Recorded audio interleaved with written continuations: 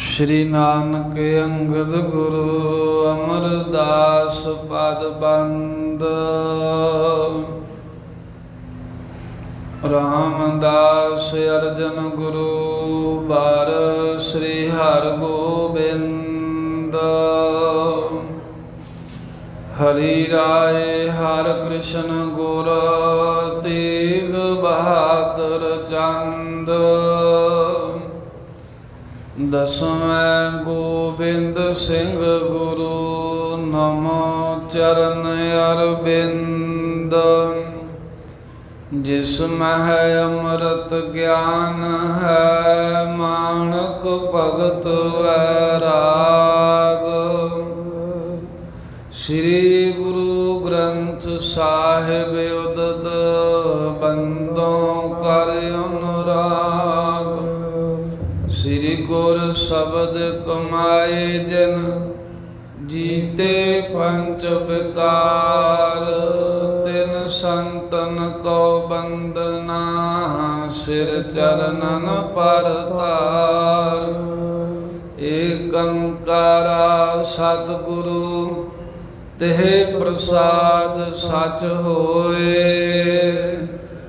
वाहिगुरु जी की फतेह। विघ्न विनाशन सोय। वाहिगुरु जी की फतेह। विघ्न विनाशन सोय। सतनाम श्री वाहिगुरु साहिब जी। दोहरा दुष्टम संद कार कर। दुर्वृत चितव्यो पाप।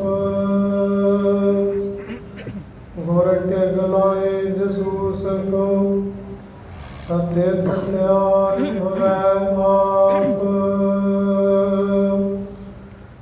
दुष्टम संद कार कर। दुर्वृत चितव्यो पाप। वाहिगुरु जी का खालसा वाहिगुरु जी की फतेह। परम सन्मान जोग चवर छत्र तख्त दे मालक। गुरता गद्दी दे तख्त दे सुभाए मान। प्रगट गुरां की देह प्रतख हर। धन धन श्री गुरु ग्रंथ साहिब महाराज जी दी परम पवित्र हजूरी दे अंदर। धन धन सतगुरु श्री गुरु तेग बहादुर साहिब महाराज जी दे महान पावन पवित्र बंदगी अस्थान तप अस्थान गुरुद्वारा श्री भोरा साहिब जी विखे पिछले पैर दे समय दे सजे हुए दीवाना च हाजरियां भर रहे। महाराज दे दरबारां दे दर्शन दीदारे कर रहे। गुरु प्यारी खालसा साध संगत जी। वडभागे हो आप सब जो सतगुरां ने आपां नूं समां बख्शिया है अपने दीवाना विच दरबारां च हाजरी भरन दा जीवन सफल बनाउण दा। चल रहे लड़ीवार इतिहास दे कथा प्रसंग जिन्हां दे विच धन धन सतगुरु श्री गुरु तेग बहादुर साहिब महाराज जी दे नवें पातशाह दे पवित्र जीवन की कथा आरंभ हुई है। किवें सतगुरु साहिब जी बाबा बकाला साहिब की धरती ते प्रगट होए हन। 26 साल 9 महीने 13 दिन गुरु तेग बहादुर साहिब महाराज ने बंदगी कीती है। किसी दे नाल कोई बहुता संसारी संपर्क नहीं रखिया। परमेश्वर दे सिमरन दे विच जुटे रहे। जदों कदी मन आउणा तां नगर दे बाहर वार सैर कर आउंदे सन। ये जो बाबा बकाला साहिब दी सारी धरती है, ये सारी धरती ते गुरु तेग बहादुर साहिब दे थां थाई चरण पए ने। भावें कि अस्थान जिन्ने क प्रगट हो सके। जिवें ये अस्थान महाराज दा ਪ੍ਰਗਟ ਪ੍ਰਤਾਖੀ ਹੈ ਕੁੱਲ ਸੰਸਾਰ ਦੇ ਵਿੱਚ। ਕੁਝ ਹੋਰ ਅਸਥਾਨ ਜਿਵੇਂ ਮਹਾਂਪੁਰਖਾਂ ਨੇ ਪ੍ਰਗਟ ਕੀਤੇ, ਤੇ ਉਸ ਤੋਂ ਅਲੱਗਾ ਇਹ ਨਹੀਂ ਵੀ ਜੇ ਅਸਥਾਨ ਥੋੜ੍ਹੇ ਹਨ ਨਾਵੇਂ ਪਾਤਸ਼ਾਹ ਦੇ, ਤਾਂ ਸਤਿਗੁਰਾਂ ਦੇ ਸ਼ਾਇਦ ਚਰਨ ਇੱਥੇ ਹੀ ਪਏ ਨੇ ਜਿੱਥੇ ਕੋਈ ਵਿਸ਼ੇਸ਼ ਘਟਨਾ ਹੋਈ, ਅਸਥਾਨ ਗੁਰਦੁਆਰਾ ਉੱਥੇ ਪ੍ਰਗਟ ਹੋਇਆ। ਪਰ ਉਹ ਸ਼ਰਧਾ ਭਾਵਨਾ ਜੇ ਰੱਖ ਕੇ ਵੇਖੋ ਤਾਂ ਬਾਬਾ ਬਕਾਲਾ ਸਾਹਿਬ ਨਗਰ ਦੇ 4 ਸਫੇਰੇ ਗੁਰੂ ਤੇਗ ਬਹਾਦਰ ਸਾਹਿਬ ਦੇ ਚਰਨ ਪਏ ਨੇ। ਇਹ ਸਾਰੀ ਧਰਤੀ ਨਾਵੇਂ ਪਾਤਸ਼ਾਹ ਨੇ ਪਵਿੱਤਰ ਕੀਤੀ ਹੈ। ਇਸ ਅਸਥਾਨ ਤੇ ਬੰਦਗੀ ਕਰਕੇ ਮਹਾਰਾਜ ਸਾਹਿਬ ਨੇ ਵੱਡੇ ਭਾਗ ਹਨ ਆਪਣੇ, ਜੋ ਸਤਿਗੁਰੂ ਸਾਹਿਬ ਦੇ ਪਵਿੱਤਰ ਅਸਥਾਨਾਂ ਤੇ ਦਰਸ਼ਨ ਕਰ ਰਹੇ ਹਾਂ। ਮਹਾਰਾਜ ਦੇ ਸੇਵਾਵਾਂ ਦਾ ਸਮਾਂ ਮਿਲਿਆ। ਐਸੇ ਸਤਿਗੁਰੂ ਜਦੋਂ 26 ਸਾਲ 9 ਮਹੀਨੇ 13 ਦਿਨ ਗੁਪਤ ਰਹਿਣ ਤੋਂ ਬਾਅਦ ਪ੍ਰਗਟ ਹੋਏ, ਤਾਂ ਸੋਢੀਆਂ ਕੋਲੋਂ ਉਹਨਾਂ ਦੇ ਮਸੰਦਾਂ ਕੋਲ ਧੀਰਮਲ ਕੋ ਨਹੀਂ ਜਰਿਆ ਗਿਆ। ਆਪਣੀਆਂ ਵਿਉਂਤਾਂ ਬਣਾਈਆਂ, ਮਸੰਦਾਂ ਦੱਸਿਆ ਵੀ ਹੁਣ ਤੁਹਾਡਾ ਕੰਮ ਬੰਦ ਹੋ ਜਾਊਗਾ ਜੇ ਤੁਸੀਂ ਕੋਈ ਹੀਲਾ ਨਾ ਕੀਤਾ। ਸਾਰੀ ਸੰਗਤ ਤਾਂ ਉਧਰ ਨਾਵੇਂ ਪਾਤਸ਼ਾਹ ਵੱਲ ਜਾਣ ਲੱਗ ਪਈ ਹੈ, ਤੇ ਧੀਰਮਲ ਦੇ ਕੋਲ ਸੋਢੀ ਕੁਝ ਇਕੱਠੇ ਹੋ ਕੇ ਗਏ। ਉਹਨਾਂ ਕਿਹਾ ਵੀ ਆਪਾਂ ਇਹ ਜ਼ੋਰ ਮਾਰੀਏ ਹੁਣ ਕੋਈ। ਸੀਮ ਮਸੰਦ ਦੇ ਰਾਹੀਂ ਉਹਨਾਂ ਨੇ ਸਾਰੀ ਧੀਰਮਲ ਤੀਕਰ ਗੱਲ ਪਹੁੰਚਾਈ, ਤੇ ਸੀਮ ਮਸੰਦ ਕਹਿਣ ਲੱਗਾ ਵੀ ਹੁਣ ਤਾਂ ਮੌਕਾ ਹੈ ਵੀ ਉਹਨਾਂ ਕੋਲ ਕੋਈ ਆਉਂਦਾ ਜਾਂਦਾ ਬਹੁਤਾ ਨਹੀਂ ਹੈ, ਮੱਖਣ ਸ਼ਾਹੀ ਹੈ, ਹੁਣ ਨੱਪ ਲਈਏ ਗੁਰੂ ਤੇਗ ਬਹਾਦਰ ਸਾਹਿਬ ਨੂੰ। ਬਾਅਦ ਵਿੱਚ ਉਹ ਮਾਇਆ ਬਹੁਤ ਹੋ ਜਾਏਗੀ ਹੈ ਧੀਰਮਲ, ਫੇਰ ਫੌਜ ਰੱਖ ਲੈਣਗੇ, ਫੇਰ ਨਹੀਂ ਸਾਡੇ ਕਾਬੂ ਆਉਣੇ। ਜਿਵੇਂ ਛੋਟਾ ਰੁੱਖ ਹੈ ਉਹਨੂੰ ਜੜੋਂ ਪੱਟ ਲਈਦਾ ਫੜ ਕੇ ਹੱਥ ਨਾਲ, ਜਦੋਂ ਵੱਡਾ ਹੋ ਜਾਵੇ ਫੇਰ ਔਖਾ ਹੈ ਉਹਨੂੰ ਪੁੱਟਣਾ ਕੱਟਣਾ, ਫਿਰ ਬੜੇ ਯਤਨ ਕਰਨੇ ਪੈਂਦੇ ਆ। ਇਸ ਤਰ੍ਹਾਂ ਦੀਆਂ ਸਲਾਹਾਂ ਦਿੰਦਾ ਵੀ ਵੇਖੋ ਮਾਇਆ ਸਾਰੀ ਉਹਨਾਂ ਅੱਗੇ ਚੜਾਵਾ ਆ ਗਿਆ। ਧੀਰਮਲ ਸੁਣਦਾ ਗਿਆ। ਫਿਰ ਇਹਨੇ ਇਹ ਵੀ ਕਿਹਾ ਵੀ ਆਪਾਂ ਨੂੰ ਮਾਰ ਹੀ ਦੇਣਾ ਚਾਹੀਦਾ ਸ੍ਰੀ ਗੁਰੂ ਤੇਗ ਬਹਾਦਰ ਸਾਹਿਬ ਨੂੰ, ਤਾਂ ਕਿ ਸਦਾ ਦਾ ਸਾਡਾ ਕੰਮ ਸੌਖਾ ਹੋਵੇ। ਧੀਰਮਲ ਸੁਣ ਕੇ ਕਹਿਣ ਲੱਗਾ ਵੀ ਜਿਹੜੀ ਤਾਂ ਸੀਏ ਮਸੰਦ ਤੇਰੀ ਮਾਰਨ ਵਾਲੀ ਗੱਲ ਆ, ਇਹ ਤਾਂ ਨਹੀਂ ਮੈਨੂੰ ਚੰਗੀ ਲੱਗੀ, ਪਰ ਬਾਕੀ ਜਿਹੜਾ ਧਨ ਹੈ ਉਹ ਤਾਂ ਨਹੀਂ ਮੈਂ ਜਾਣ ਦਊਂਗਾ, ਕਿਉਂਕਿ ਸਿਆਣੇ ਕਹਿੰਦੇ ਧਨ ਪਦਾਰਥ ਦੇ ਬਰਾਬਰ ਹੋਰ ਦੁਨੀਆ 'ਚ ਕੀ ਸ਼ੈ ਹੈ। ਧਨ ਨਾਲੋਂ ਵੱਧ ਕਹਿੰਦਾ ਕੀ ਪਿਆਰਾ ਹੈ ਮੈਨੂੰ, ਉਹ ਤਾਂ ਜ਼ਰੂਰ ਕਰੋ। ਜੋ ਕੁਝ ਆਇਆ ਖੋਹ ਲਿਆਓ, ਧਨ ਪਦਾਰਥ ਲੈ ਆਓ, ਤੇ ਹੋਰ ਨਹੀਂ ਆਪਾਂ ਕਿਸੇ ਪ੍ਰਕਾਰ ਦਾ ਨੁਕਸਾਨ ਪਹੁੰਚਾਉਣਾ। ਕਿਉਂਕਿ ਇਹਨੇ 2-3 ਸਲਾਹਾਂ ਦਿੱਤੀਆਂ ਸੀ ਵੀ ਜਾਂ ਉਹਨਾਂ ਨੂੰ ਆਪਾਂ ਨਜ਼ਰਬੰਦ ਕਰਕੇ ਰੱਖ ਲਈਏ, ਜਾਂ ਦਬਕਾ ਜਾਂ ਮਾਰੀਏ, ਤੇ ਅੱਗੇ ਤੋਂ ਵੀ ਭੋਰੇ 'ਚੋਂ ਬਾਹਰ ਨਾ ਵੀ ਬੈਠਾ ਰਹੋ ਘਰ ਦੇ ਵਿੱਚ, ਤੇ ਜਾਂ ਮਾਰ ਦਈਏ। ਤੇ ਧੀਰਮਲ ਕਹਿਣ ਲੱਗਾ ਵੀ ਪੈਸੇ ਤਾਂ ਉਹਨਾਂ ਕੋਲ ਨਹੀਂ ਆਪਾਂ ਆਉਣ ਦੇਣੇ, ਉਹ ਤਾਂ ਸਾਰੇ ਖੋਹ ਲਿਆਓ। ਬਾਕੀ ਉਹਨਾਂ ਅੱਗੇ ਮੱਖਣ ਸ਼ਾਹ ਬਾਣਾ ਚਲੇ ਗਿਆ, ਹੋਰ ਕੁਝ ਸਿੱਖ ਚਲੇ ਗਏ ਆ। ਜਦੋਂ ਉਹ ਵਾਪਸ ਚਲੇ ਗਿਆ ਫਿਰ ਕਿਹਨੇ ਉਹਨੂੰ ਮੰਨਣਾ ਹੈ, ਫਿਰ ਕਿਹਨੇ ਉੱਧਰ ਨੂੰ ਜਾਣਾ ਹੈ। ਕੁਝ ਦਿਨਾਂ ਦੀ ਹੀ ਗੱਲ ਹੈ। ਪਰ ਸੀਆਂ ਮਸੰਦ ਫਿਰ ਦੁਬਾਰਾ ਵਾਰ-ਵਾਰ ਇਹੀ ਕਹਿੰਦਾ ਵੀ ਆਪਾਂ ਨੂੰ ਇਹ ਕੰਡਾ ਹੈ ਆਪਣੇ ਰਾਹ ਦੇ ਵਿੱਚ ਗੁਰੂ ਤੇਗ ਬਹਾਦਰ ਸਾਹਿਬ, ਇਹਨਾਂ ਦਾ ਦੁੱਖ ਮੇਟ ਦੇਣਾ ਚਾਹੀਦਾ, ਨਹੀਂ ਤੇ ਤੰਗੀ ਰਹੇਗੀ।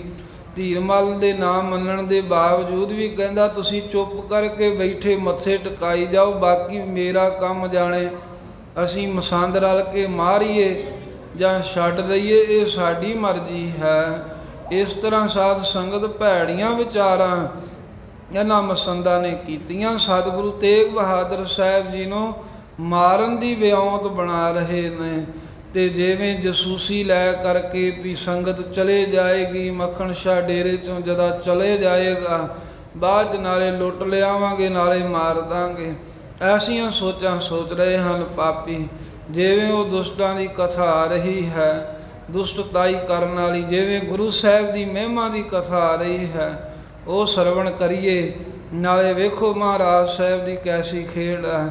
ਜਿਹੜੇ ਜ਼ੋਰ ਲਾਉਂਦੇ ਰਹੇ ਉਹਨਾਂ ਦਾ ਨਾਮੋ ਨਿਸ਼ਾਨ ਵੀ ਨਹੀਂ ਲੱਭਦਾ ਅੱਜ। ਧੰਨ ਗੁਰੂ ਤੇਗ ਬਹਾਦਰ ਸਾਹਿਬ ਜਿਹੜੇ ਗੁਪਤੀ ਰਹੇ, ਜਿਨ੍ਹਾਂ ਨੂੰ ਖਤਮ ਵੀ ਕਰਨਾ ਚਾਹਿਆ। ਸਤਿਗੁਰੂ ਦੀ ਤਾਂ ਉੱਚੀ ਉਟਾਰੀ ਦੂਰੋਂ ਕਈ ਕੋਹਾਂ ਤੋਂ ਹੀ ਦਿਖ ਪੈਂਦੀ ਆ ਵੀ ਉਹ ਧੰਨ ਗੁਰੂ ਤੇਗ ਬਹਾਦਰ ਸਾਹਿਬ ਦਾ ਤਪ ਅਸਥਾਨ ਹੈ। ਐਡੀਆਂ ਵੱਡੀਆਂ ਉੱਚੀਆਂ ਉਟਾਰੀਆਂ ਮਹਾਰਾਜ ਸਾਹਿਬ ਦੀਆਂ ਬਣੀਆਂ ਹਨ। 9-9 ਮੰਜ਼ਲੇ ਅਸਥਾਨ ਸਤਿਗੁਰਾਂ ਦੇ ਬੰਦਗੀ ਵਾਲੇ ਥਾਂ ਬਣੇ ਨੇ। ਵੀ ਜਿੰਨਾ ਸਤਿਗੁਰੂ ਹੇਠਾਂ ਵੜ ਕੇ ਬੈਠ ਕੇ ਬੰਦਗੀ ਕਰਦੇ ਸਨ ਨੀਵੇਂ ਥਾਂ, ਓਨਾ ਹੀ ਸਤਿਗੁਰੂ ਸਾਹਿਬ ਦਾ ਦਰਬਾਰ ਉੱਚਾ ਦੂਰੋਂ ਦਰਸ਼ਨ ਦਿੰਦਾ ਹੈ। ਆਓ ਸਤਿਗੁਰੂ ਦੇ ਇਹ ਪਵਿੱਤਰ ਇਤਿਹਾਸ ਨੂੰ ਸਰਵਣ ਕਰਨ ਹਿਤ ਗੁਰੂ ਤੇਗ ਬਹਾਦਰ ਸਾਹਿਬ ਮਹਾਰਾਜ ਦੇ ਚਰਨ ਕਮਲਾਂ ਦਾ ਧਾਰੀਏ ਧਿਆਨ। ਰਸਨਾ ਕਰੋ ਪਵਿੱਤਰ ਸਾਰੀ ਸੰਗਤ, ਆਖੋ ਸਤਨਾਮ ਸ੍ਰੀ ਵਾਹਿਗੁਰੂ, ਸਤਨਾਮ ਸ੍ਰੀ ਵਾਹਿਗੁਰੂ ਸਾਹਿਬ ਜੀ। ਸਤਨਾਮ ਸ੍ਰੀ ਵਾਹਿਗੁਰੂ ਸਾਹਿਬ ਜੀ। ਦੋਹਰਾ ਦੁਸ਼ਟ ਮਸੰਦ ਕਾਰ ਕਰ। ਜਦੋਂ ਸਾਧ ਸੰਗਤ ਤੇ ਸਲਾਹ ਚੱਲ ਰਹੀ ਸੀ ਵੀ ਗੁਰੂ ਤੇਗ ਬਹਾਦਰ ਸਾਹਿਬ ਦੇ ਉੱਤੇ ਹਮਲਾ ਕਰਕੇ ਉਹਨਾਂ ਨੂੰ ਇੱਕੇ ਰਾਪਾਂ ਜਦੋਂ ਮਾਰ ਦਿੱਤਾ, ਤਾਂ ਸਿੰਘਾਂ ਮਸੰਦ ਕਹਿੰਦਾ ਫੇਰ ਬਾਕੀ ਸੋਢੀ ਵੀ ਜਿਹੜੇ ਗੱਦੀਆਂ ਲਾ ਕੇ ਬੈਠੇ ਉਹ ਵੀ ਦਬਕ ਜਾਣਗੇ, ਤੇ ਐ ਧੀਰਮਲ ਤੂੰ ਵੱਡਾ ਗੁਰੂ ਬਣ ਕੇ ਬੈਠੇਗਾ, ਕੁੱਲ ਦੁਨੀਆ 'ਚ ਤੇਰਾ ਡੰਕਾ ਵੱਜੂਗਾ, ਤੇ ਤੂੰ ਚੁੱਪ ਕਰਕੇ ਜੋ ਅਸੀਂ ਕਰਦੇ ਹਾਂ ਵੇਖੀ ਜਾ, ਤੇਰੇ ਭਲੇ ਵਾਸਤੇ ਹੀ ਕਰ ਰਹੇ ਹਾਂ। ਧੀਰਮਲ ਤਾਂ ਡਰਦਾ ਸੀ ਇਹਦੇ ਤੋਂ, ਕਿਉਂਕਿ ਨਕਲੀ ਜਿਹਾ ਸੀ ਨਾ, ਜੇ ਕੋਈ ਸੱਚਾ ਹੋਵੇ ਫੇਰ ਤਾਂ ਮਸੰਦਾਂ ਦਾ ਕੀ ਜ਼ੋਰ ਚੱਲਣਾ ਸੀ, ਹੈ ਨਕਲੀ ਸੀ। ਪਤਾ ਹੈ ਵੀ ਸਾਰੇ ਜਦੋਂ ਅੰਦਰੋਂ ਰਲੇ ਹੋਣ ਚੋਰ, ਫੇਰ ਵੱਡਾ ਛੋਟਾ ਸਭ ਇੱਕ ਦੂਸਰੇ ਨੂੰ ਨੱਪ ਕੇ ਰੱਖਦੇ ਆ। ਇਵੇਂ ਦੁਸ਼ਟ ਨੇ ਮਸੰਦ ਨੇ ਹਕਾਰ ਕਰ ਉਸੇ ਵੇਲੇ ਇੱਕ ਮਨੁੱਖ ਸੱਦਿਆ ਜਸੂਸੀ ਕਰਨ ਵਾਸਤੇ। ਦੁਰਬ੍ਰਿਤ ਚਿਤਵਿਓ ਪਾਪ। ਕਹਿੰਦੇ ਭੈੜੀ ਬਿਰਤੀ ਵਾਲੇ ਇਸ ਮਸੰਦ ਨੇ ਜੋ ਪਾਪ ਕਰਨਾ ਚਿਤਵਿਆ ਹੈ ਨਾ, ਵੀ ਜਾ ਤੂੰ ਜਾਸੂਸੀ ਕਰ ਤੇ ਪਤਾ ਕਰ ਵੀ ਕਦੋਂ ਗੁਰੂ ਤੇਗ ਬਹਾਦਰ ਸਾਹਿਬ ਦਾ ਡੇਰਾ ਲੁੱਟਿਆ ਜਾਵੇ, ਕਦੋਂ ਉਹਨਾਂ ਦੇ ਹਮਲਾ ਕੀਤਾ ਜਾਵੇ। ਇਸ ਤਰ੍ਹਾਂ ਆਪਣੇ ਜਸੂਸ ਨੂੰ ਸੱਦ ਕਰਕੇ ਚੰਗੀ ਤਰ੍ਹਾਂ ਸਮਝਾਇਆ ਏ। ਇਉਂ ਜਿਹੜਾ ਸਿੰਘਾਂ ਮਸੰਦ ਹੈ ਗੁਰੂ ਤੇਗ ਬਹਾਦਰ ਸਾਹਿਬ ਦਾ ਇਹ ਜੋ ਪਾਵਨ ਸਥਾਨ ਘਰ ਹੈ ਭੋਰਾ ਸਾਹਿਬ, ਇੱਥੇ ਆਪਣਾ ਜਸੂਸ ਭੇਜ ਕਰਕੇ ਸੂਹੀਆ CID ਵਾਲਾ ਬੰਦਾ ਭੇਜ ਕਰਕੇ ਤੇ ਆਪ ਵੀ ਕਹਿੰਦੇ ਵੀ ਉੱਥੇ ਧੀਰਮਲ ਦੇ ਡੇਰੇ ਦੇ ਵਿੱਚ ਤਿਆਰ ਹੋ ਕੇ ਪੂਰੀ ਤਿਆਰੀ ਕੱਸ ਲਈ ਵੀ ਜਦੋਂ ਉਧਰੋਂ ਸੁਨੇਹਾ ਮਿਲੂ, ਇਸ਼ਾਰਾ ਮਿਲੂਗਾ ਤੇ ਆਪਾਂ ਝਾਟੀ ਜਾ ਕੇ ਹਮਲਾ ਕਰਕੇ ਲੁੱਟ ਖੁੱਟ ਲੈਣਾ ਹੈ, ਤੇ ਇਸੇ ਰੌਲੇ ਰੱਪੇ ਦੇ ਵਿੱਚ ਗੁਰੂ ਤੇਗ ਬਹਾਦਰ ਸਾਹਿਬ ਨੂੰ ਖਤਮ ਕਰ ਦੇਣਾ ਹੈ। ਮੱਖਣ ਸ਼ਾਹ ਸਮੀਪ ਗੁਰੂ। ਇੱਧਰ ਤਾਂ ਧੀਰਮਲ ਸਾਧ ਸੰਗਤ ਤੇ ਉਹਦੇ ਮਸੰਦ ਡੇਰੇ ਵਿੱਚ ਇਦਾਂ ਤਿਆਰੀ ਕਰੀ ਬੈਠੇ ਨੇ, ਉਧਰ ਧੰਨ ਗੁਰੂ ਤੇਗ ਬਹਾਦਰ ਸਾਹਿਬ ਮਹਾਰਾਜ ਸੱਚੇ ਪਾਤਸ਼ਾਹ ਜਿੱਥੇ ਸਿੱਖਾਂ ਦੀ ਬੇਨਤੀ ਮੰਨ ਕੇ ਪ੍ਰਗਟ ਪ੍ਰਤੱਖ ਹੋਏ, ਮੰਜੀ ਸਾਹਿਬ ਵਾਲੇ ਅਸਥਾਨ ਤੇ ਥੜੇ ਤੇ ਸੁਭਾਏ ਮਾਨ ਨੇ ਚੌਂਕੜਾ ਮਾਰ ਕੇ ਭਾਈ ਮੱਖਣ ਸ਼ਾਹ ਲਬਾਣਾ ਗੁਰੂ ਤੇਗ ਬਹਾਦਰ ਸਾਹਿਬ ਦੇ ਕੋਲ ਹੀ ਮਹਾਰਾਜ ਦੇ ਚਰਨਾਂ 'ਚ ਹੀ ਬੈਠਾ ਹੈ। ਕਾਮਨਾ ਸਗਲ ਗੁਰੂ ਕੇ। ਜਿਸ ਦੇ ਹਿਰਦੇ ਦੀ ਸਾਰੀ ਕਾਮਨਾ ਗੁਰੂ ਸਾਹਿਬ ਜੀ ਨੇ ਪੂਰਨ ਕਰ ਦਿੱਤੀ, ਜਿਹਦੇ ਦਿਲ ਦੀਆਂ ਖਾਹਿਸ਼ਾਂ ਪੂਰੀਆਂ ਹੋ ਗਈਆਂ। ਗੁਰੂ ਤੇਗ ਬਹਾਦਰ ਸਾਹਿਬ ਦੇ ਕੋਲ ਭਾਈ ਮੱਖਣ ਸ਼ਾਹ ਲਬਾਣਾ ਸਿੱਖ ਬੈਠਾ ਹੈ, ਹੱਥ ਜੋੜੇ ਨੇ, ਕਹਿੰਦਾ ਹੈ ਗੁਰੂ ਤੇਗ ਬਹਾਦਰ ਸਾਹਿਬ ਮਹਾਰਾਜ ਪਾਤਸ਼ਾਹ ਜੀ, ਆਪ ਜੀ ਨੇ ਬਹੁਤੀ ਹੀ ਕਿਰਪਾ ਕੀਤੀ ਆ, ਮੇਰੇ ਤੇ ਬਹੁਤ ਹੀ ਤਰਸ ਕੀਤਾ ਜੋ ਮੈਨੂੰ ਨਿਹਾਲ ਕਰ ਦਿੱਤਾ, ਮੇਰੀ ਭਾਵਨਾ ਪੂਰੀ ਕਰਕੇ ਮੇਰੇ ਦੁੱਖ ਕੱਟ ਦਿੱਤੇ ਹਨ। ਇੱਕ ਲੋਕ ਦੀ ਤਾਂ ਗੱਲ ਹੀ ਨਹੀਂ, ਦੋਵਾਂ ਲੋਕਾਂ ਦਾ ਹੀ ਬਹੁਤਾ ਵੱਡਾ ਤੁਸੀਂ ਆਨੰਦ ਬਖਸ਼ਤਾ ਮਹਾਰਾਜ, ਇੱਥੋਂ ਦੀਆਂ ਵੀ ਖੁਸ਼ੀਆਂ ਮਿਲ ਗਈਆਂ, ਅੱਗੇ ਵੀ ਤੁਹਾਡੇ ਦਰਸ਼ਨ ਕਰਕੇ ਆਨੰਦ ਹੀ ਪ੍ਰਾਪਤ ਹੋਵੇਗਾ। हे ਗੁਰੂ ਤੇਗ ਬਹਾਦਰ ਸਾਹਿਬ, ਆਪ ਜੀ ਨੇ ਰਹਿਮਤ ਕਰਕੇ ਮੈਨੂੰ ਨਿਹਾਲ ਕਰ ਦਿੱਤਾ ਏ। ਆਪਣੇ ਹੱਥਾਂ ਦੇ ਨਾਲ ਧੰਨ ਗੁਰੂ ਤੇਗ ਬਹਾਦਰ ਸਾਹਿਬ ਮਹਾਰਾਜ ਜੀ ਦੇ ਚਰਨਾਂ ਨੂੰ ਸਪਰਸ਼ ਕਰਦਾ, ਵਾਰ-ਵਾਰ ਸਤਿਗੁਰੂ ਮਹਾਰਾਜ ਜੀ ਦੇ ਚਰਨਾਂ ਤੇ ਹੱਥ ਰੱਖ ਕੇ ਮੱਥੇ ਨੂੰ ਲਾਉਂਦਾ, ਕਦੀ ਸਤਿਗੁਰਾਂ ਦੇ ਚਰਨਾਂ ਦੇ ਹੇਠੋਂ ਧੂੜ ਲੈ ਕੇ ਮਸਤਕ ਤੇ ਮਲਦਾ ਹੈ। ਸਹਿਜ ਬਾਤ ਕਰ ਪ੍ਰੀਤੀ ਸਾਥ। ਤੇ ਸਤਿਗੁਰਾਂ ਦੇ ਕੋਲ ਬੈਠਾ ਹੋਇਆ ਦੀਵਾਨ ਸਜਿਆ ਹੈ, ਸੰਗਤ ਬੈਠੀ ਚਾਰ ਸਫੇਰੇ, ਗੁਰੂ ਤੇਗ ਬਹਾਦਰ ਸਾਹਿਬ ਮਹਾਰਾਜ ਆ ਬਾਹਰ ਮੰਜੀ ਸਾਹਿਬ ਵਾਲੇ ਅਸਥਾਨ ਤੇ ਵਿਰਾਜਮਾਨ ਨੇ ਤੇ ਭਾਈ ਮੱਖਣ ਸ਼ਾਹ ਸਹਿਜੇ ਸਹਿਜੇ ਥੋੜੀ ਥੋੜੀ ਆਵਾਜ਼ ਵਿੱਚ ਬੜੇ ਪਿਆਰ ਦੇ ਨਾਲ ਸਤਿਗੁਰੂ ਤੇਗ ਬਹਾਦਰ ਸਾਹਿਬ ਨਾਲ ਬਚਨ ਬਿਲਾਸ ਕਰ ਰਿਹਾ ਹੈ। ਸੰਗਤ ਦਿਓ ਦਰਸ ਥਿਤ ਆਪ, ਕਹਿੰਦਾ ਹੈ ਸੱਚੇ ਪਾਤਸ਼ਾਹ ਆਪ ਜੀ ਨੇ ਇੱਥੇ ਤਖਤ ਤੇ ਬੈਠ ਕੇ ਜਿੱਥੇ ਮੈਨੂੰ ਨਿਹਾਲ ਕੀਤਾ, ਜਿਹੜੀਆਂ ਸਿੱਖ ਸੰਗਤਾਂ ਇਹਨਾਂ ਨੂੰ ਵੀ ਆਪ ਜੀ ਨੇ ਬਹੁਤ ਦਰਸ਼ਨ ਦੇ ਕੇ ਸਤਿਗੁਰੂ ਜੀ ਉਹ ਟਿਕਾਓ ਬਖਸ਼ਿਆ ਹੈ। ਇਹ ਭੁੱਲੀ ਹੋਈ ਵਿਚਾਰੀ ਸੰਗਤ ਧੱਕੇ ਖਾ ਰਹੀ ਸੀ, ਕਦੀ ਕਿਸੇ ਸੋਢੀ ਦੇ ਦਰ ਤੇ ਕਦੀ ਕਿਸੇ ਦੇ, ਉਹ ਵੀ ਠੱਗ ਲੋਟੀ ਰਹੇ ਸਨ। ਪਰ ਆਪ ਜੀ ਨੇ ਦਰਸ਼ਨ ਦੇ ਕੇ ਬਾਹਰ ਥੜੇ ਤੇ ਬਿਰਾਜਮਾਨ ਹੋ ਕੇ ਸੰਗਤ ਵੀ ਟਿਕਾ ਦਿੱਤੀ ਹੈ। ਦੁਸ਼ਟ ਬੰਦਾਪ ਕਾਪ ਪਰਤਾਪ, ਤੇ ਹੇ ਪਾਤਸ਼ਾਹ ਨੇ ਵੀ ਕਿਰਪਾ ਕਰੋ ਵੀ ਜਿਹੜੇ ਖੋਟੀ ਬਿਰਤੀ ਵਾਲੇ ਦੁਸ਼ਟ ਮਸੰਦ ਹਨ, ਜਿਹੜੇ ਭੈੜੇ ਲੋਕ ਤੁਹਾਡੇ ਨਾਲ ਸਤਿਗੁਰੂ ਜੀ ਮਾੜਾ ਵਰਤਾਓ ਕਰਨਾ ਚਾਹੁੰਦੇ ਨੇ, ਉਹਨਾਂ ਦੁਸ਼ਟਾਂ ਦੇ ਪ੍ਰਤਾਪ ਨੂੰ ਤੇ ਉਹਨਾਂ ਦੁਸ਼ਟਾਂ ਦੇ ਹੰਕਾਰ ਨੂੰ ਇਹ ਵੀ ਨਾਸ਼ ਕਰ ਦਿਓ। ਜਿਹੜਾ ਉਹਨਾਂ ਨੂੰ ਹੰਕਾਰ ਹੈ ਨਾ ਮਸੰਦਾਂ ਨੂੰ ਸੋਢੀਆਂ ਨੂੰ ਵੀ ਸਾਡੇ ਹੁੰਦਿਆਂ ਕੋਈ ਹੋਰ ਕਿਵੇਂ ਬਹਿ ਜਾਊਗਾ, ਜਾਂ ਜਿਹੜਾ ਉਹਨਾਂ ਦਾ ਪ੍ਰਤਾਪ ਬਣਿਆ ਨਾ ਝੂਠਾ ਸੱਚਾ ਉਹਨਾਂ ਲੋਕਾਂ 'ਚ ਆਪਣਾ ਡਰ ਬਣਾਇਆ, ਇਹਨਾਂ ਨੂੰ ਪਾਤਸ਼ਾਹ ਹੁਣ ਆਪ ਨਾਸ਼ ਕਰ ਦਿਓ, ਖਤਮ ਕਰ ਦਿਓ। ਮੈਂ ਅਬਕਾਲ ਸ਼ਬਨ ਕਹੁ ਰਾਵ, ਏਦਾਂ ਬੇਨਤੀਆਂ ਕਰੀ ਜਾਂਦਾ ਹੈ ਪਾਤਸ਼ਾਹ ਜੀ, ਜਿਵੇਂ ਅੱਜ ਪ੍ਰਗਟ ਹੋਏ ਹੋ ਹੁਣ ਪ੍ਰਗਟ ਹੀ ਹੋਏ ਰਹੋ, ਹੁਣ ਸਮਾਂ ਛੁਪਣ ਦਾ ਨਹੀਂ ਹੈ। ਹੁਣ ਨਾ ਮਹਾਰਾਜ ਭੋਰਾ ਸਾਹਿਬ ਦੇ ਵਿੱਚ ਚੌਂਕੜਾ ਲਾ ਕੇ ਬੈਠ ਜਾਇਓ, ਆਪ ਜੀ ਕਿਰਪਾ ਕਰਕੇ ਸੰਗਤਾਂ ਨੂੰ ਨਿਹਾਲ ਕਰੋ। ਸਦਰ ਤੁਮਾਰੇ ਸੀਸ ਪਰਾਵਤ, ਧੰਨ ਗੁਰੂ ਨਾਨਕ ਦੇਵ ਮਹਾਰਾਜ ਸਾਹਿਬ ਜੀ ਦੇ ਜੋ ਪਾਵਨ ਜੋਤ ਹੈ, ਉਸ ਜੋਤ ਦਾ, ਉਸ ਗੁਰਤਾ ਗੱਦੀ ਦਾ ਜੋ ਚਵਰ ਛਤਰ ਹੈ, ਹੇ ਨਾਮੇ ਪਾਤਸ਼ਾਹ ਜੀ ਉਹ ਤੁਹਾਡੇ ਪਾਵਨ ਸੀਸ ਤੇ ਫਿਰ ਰਿਹਾ ਝੁੱਲ ਰਿਹਾ ਹੈ। ਸਿੱਖਨ ਕੇ ਵਾਲੀ ਹੋ, ਤੇ ਆਪ ਸਾਰੀਆਂ ਸਿੱਖ ਸੰਗਤਾਂ ਦੇ ਵਾਲੀ ਵਾਰਸ ਬਣੋ। ਹੁਣ ਇਹ ਸੰਗਤਾਂ ਐਵੇਂ ਨਥਾਵੀਆਂ ਨਾ ਤੁਰੀਆਂ ਫਿਰਨ, ਇਹਨਾਂ ਦੀ ਬਾਹਾਂ ਫੜੋ, ਇਹਨਾਂ ਦੇ ਮਦਦਗਾਰ ਬਣੋ, ਇਹਨਾਂ ਨੂੰ ਗੁਰੂ ਨਾਨਕ ਸਾਹਿਬ ਵਾਂਗ ਸਿੱਖਿਆ ਦੇਵੋ।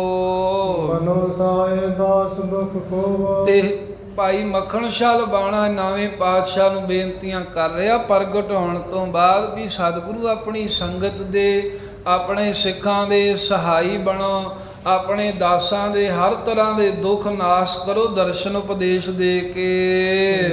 ਆਸਰੇ ਸੰਗਤ ਸਾਰੀ, ਵੇਖੋ ਮਹਾਰਾਜ ਤੁਸੀਂ ਤਾਂ ਭੋਰਾ ਸਾਹਿਬ ਦੇ ਵਿੱਚ ਆਸਣ ਲਾਈ ਰੱਖਿਆ, ਪਰ ਤੁਹਾਡੇ ਆਸਰੇ ਤੋਂ ਬਗੈਰ ਜਿੰਨੀ ਵੀ ਸਾਰੀ ਸਿੱਖ ਸੰਗਤ ਹੈ ਤੇ ਉਦ ਖੋਜਤ ਗੁਰ ਕੋ ਹਾਰੀ, ਉਹ ਵਿਚਾਰੇ ਇੱਧਰ ਉੱਧਰ ਮਹਾਰਾਜ ਤੁਹਾਨੂੰ ਲੱਭਦਿਆਂ ਸੱਚੇ ਗੁਰੂ ਦੀ ਖੋਜ ਕਰਦਿਆਂ ਹਾਰ ਥਾਕੀ ਗਏ ਸਨ, ਦੁਖੀ ਹੀ ਹੋ ਗਏ।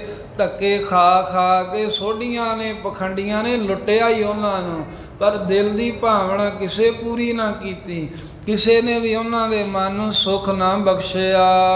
ਧੀਰਜ ਲਾਸਾ ਸਿੱਖਿਆ ਨ ਦਿਓ, ਤੇ ਭਾਈ ਮੱਖਣ ਸ਼ਾਹ ਕਹਿੰਦਾ ਮਹਾਰਾਜ ਜਿੱਥੇ ਹੁਣ ਸਾਲ ਦੇ ਨੇੜੇ ਸਮਾਂ ਸੰਗਤਾਂ ਦੁਖੀ ਹੋਈਆਂ, ਉਹਨਾਂ ਸਾਰੀਆਂ ਸੰਗਤਾਂ ਨੂੰ ਧੀਰਜ ਬਖਸ਼ੋ ਆਪਣੇ ਉਪਦੇਸ਼ ਦੁਆਰਾ, ਉਹਨਾਂ ਨੂੰ ਆਪਣੀ ਬਾਣੀ ਦੁਆਰਾ ਦਿਲਾਸਾ ਦਿਓ, ਹੁਣ ਡੋਲਣ ਨਾ ਸਿੱਖ ਸੰਗਤ।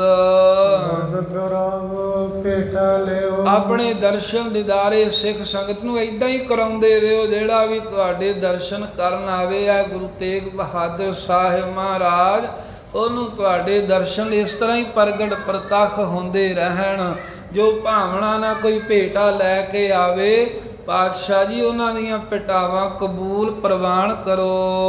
ਉਪਦੇਸੋ ਲਖ ਕਰ ਅਧਿਕਾਰੀ, ਤੇ ਆਪਣੇ ਸਿੱਖ ਸੇਵਕ ਅਧਿਕਾਰੀ ਜਾਣ ਕੇ, ਜਿਹੜਾ ਲੱਗੇ ਨਾ ਵੀ ਤੁਹਾਨੂੰ ਜੋਗ ਹੈ, ਵੀ ਚਾਹੁੰਦਾ ਹੈ ਵੀ ਸਾਡਾ ਭਲਾ ਹੋਵੇ, ਉਹਨੂੰ ਆਪਣੀ ਪਵਿੱਤਰ ਗੁਰਬਾਣੀ ਦੁਆਰਾ ਉਪਦੇਸ਼ ਸਿੱਖਿਆ ਦੇਣਾ ਕਰੋ। ਮਹਿਮਾ ਹੋਏ ਜਗ ਬਿਸਥਾਰੀ, ਇਸ ਤਰ੍ਹਾਂ ਜੇ ਪਾਤਸ਼ਾਹ ਜੀ ਤੁਸੀਂ ਕਰੋਗੇ ਨਾ ਤੇ ਧੰਨ ਗੁਰੂ ਨਾਨਕ ਦੇਵ ਮਹਾਰਾਜ ਸਾਹਿਬ ਦੇ ਇਹ ਪਾਵਨ ਤਖਤ ਦੀ ਮਹਿਮਾ ਅਤੇ ਤੁਹਾਡਾ ਜਸ ਜੋ ਹੈ ਇਹਦਾ ਬਹੁਤਾ ਜਗਤ ਵਿੱਚ ਵਿਸਥਾਰ ਹੋਵੇਗਾ। ਤੁਹਾਡਾ ਜਸ ਜਹਾਨ ਵਿੱਚ ਫੈਲ ਜਾਵੇਗਾ। ਇਤਿਆਦਿਕ ਕਰ ਕਰ ਅਰਦਾਸ, ਇਤਿਆਦਿਕ ਸਾਧ ਸੰਗਤ ਜੀ ਬਹੁਤ ਹੀ ਅਰਦਾਸਾਂ ਕਰ ਕਰਕੇ, ਬਹੁਤ ਹੀ ਬੇਨਤੀਆਂ ਕਰ ਕਰਕੇ ਬੈਠਾਰੇ ਦਰਸਤ ਗਨ ਦਾਸ। ਭਾਈ ਮੱਖਣ ਸ਼ਾਹ ਲਵਾਣੇ ਨੇ ਗੁਰੂ ਤੇਗ ਬਹਾਦਰ ਸਾਹਿਬ ਨੂੰ ਬੇਨਤੀਆਂ ਕਹਿ ਕਹਿ ਕੇ ਬਾਹਰ ਤਖਤ ਤੇ ਬਿਠਾਈ, ਕਹਿੰਦੇ ਲਿਆ ਨਾ ਫਿਰ। ਤੇ ਆਪ ਵੀ ਦਰਸ਼ਨ ਕੀਤੇ, ਤੇ ਜਿੱਥੇ ਆਪ ਦਰਸ਼ਨ ਕੀਤੇ ਉੱਥੇ ਹੋਰ ਗਾਨਦਾਸ ਬਹੁਤੇ ਸਿੱਖ ਸੇਵਕਾਂ ਨੂੰ ਵੀ, ਬਹੁਤੀਆਂ ਸੰਗਤਾਂ ਨੂੰ ਵੀ ਨਾਵੇਂ ਪਾਤਸ਼ਾਹ ਦੇ ਦਰਸ਼ਨ ਕਰਾ ਦਿੱਤੇ। ਸਗੋ ਪ੍ਰੇਮ ਏਰ ਗੁਰ ਪੂਰਾ, ਪੂਰਨ ਸਤਿਗੁਰੂ ਤੇਗ ਬਹਾਦਰ ਸਾਹਿਬ ਜੀ ਨੇ ਆਪਣੇ ਸਿੱਖ ਮੱਖਣ ਸ਼ਾਹ ਲਬਾਣਾ ਦਾ ਜਦੋਂ ਪੂਰਾ ਪ੍ਰੇਮ ਵੇਖਿਆ ਵੀ ਤਨੋਂ ਮਨੋਂ ਸਾਡਾ ਪ੍ਰੇਮੀ ਹੈ, ਦਿਲੋਂ ਸਾਡੇ ਨਾਲ ਪ੍ਰੇਮ ਕਰਦਾ ਹੈ, ਅਰਥ ਪਾਏ ਜਿਮ ਕੈ ਬਚਰੂਰਾ। ਉਸੇ ਤਰ੍ਹਾਂ ਹੀ ਮਹਾਰਾਜ ਸਾਹਿਬ ਵੇਖੋ ਪ੍ਰੇਮ ਵਸੀਕਾਰ ਹੋ ਕੇ ਮਾਲਕ ਆਪ ਨੇ, ਪਰ ਜਿਵੇਂ ਸੇਵਕ ਕਹਿ ਰਿਹਾ ਸਤਿਗੁਰੂ ਉਸੇ ਤਰ੍ਹਾਂ ਕਰ ਰਹੇ ਨੇ। ਜਿਹੋ ਜਿਹੇ ਸੁੰਦਰ ਬਚਨ ਮੱਖਣ ਸ਼ਾਹ ਲਬਾਣਾ ਕਰਦਾ, ਸਤਿਗੁਰੂ ਮਹਾਰਾਜ ਜੀ ਉਹੀ ਬਚਨ ਮੰਨ ਰਹੇ ਹਨ। ਇਹ ਗੁਰੂ ਨਾਨਕ ਸਾਹਿਬ ਦੇ ਘਰ ਦੀ ਵਡਿਆਈ ਹੈ ਵੀ ਇਸੇ ਪ੍ਰੇਮ ਦੇ ਵਸੀਕਾਰ ਨੇ ਪਾਤਸ਼ਾਹ, ਸਿੱਖਾਂ ਦੇ ਪ੍ਰੇਮ ਦੇ ਬੱਧੇ ਜਿਵੇਂ ਸਿੱਖ ਕਹਿਣ ਉਵੇਂ ਸਤਿਗੁਰੂ ਸਾਹਿਬ ਜੀ ਕਰ ਦਿੰਦੇ ਹਨ। ਇਹ ਕੋਈ ਇਹ ਨਹੀਂ ਵੀ ਹੁਕਮ ਚਲਾਤਾ ਜੋ ਕਹਿਤਾ ਬਸ ਠੀਕ ਹੈ, ਨਹੀਂ, ਜਿਹੜੇ ਭਾਵਨਾ ਵਾਲੇ, ਸ਼ਰਧਾ ਵਾਲੇ, ਜਗਤ ਦਾ ਭਲਾ ਲੋਚਣ ਵਾਲੇ ਰੱਬ ਦੇ ਪਿਆਰੇ ਸਿੱਖ ਨੇ, ਉਹਨਾਂ ਸਿੱਖਾਂ ਦੇ, ਉਹਨਾਂ ਸੇਵਕਾਂ ਦੇ ਬਚਨ ਮਹਾਰਾਜ ਸਾਹਿਬ ਜੀ ਮੰਨਦੇ ਹਨ।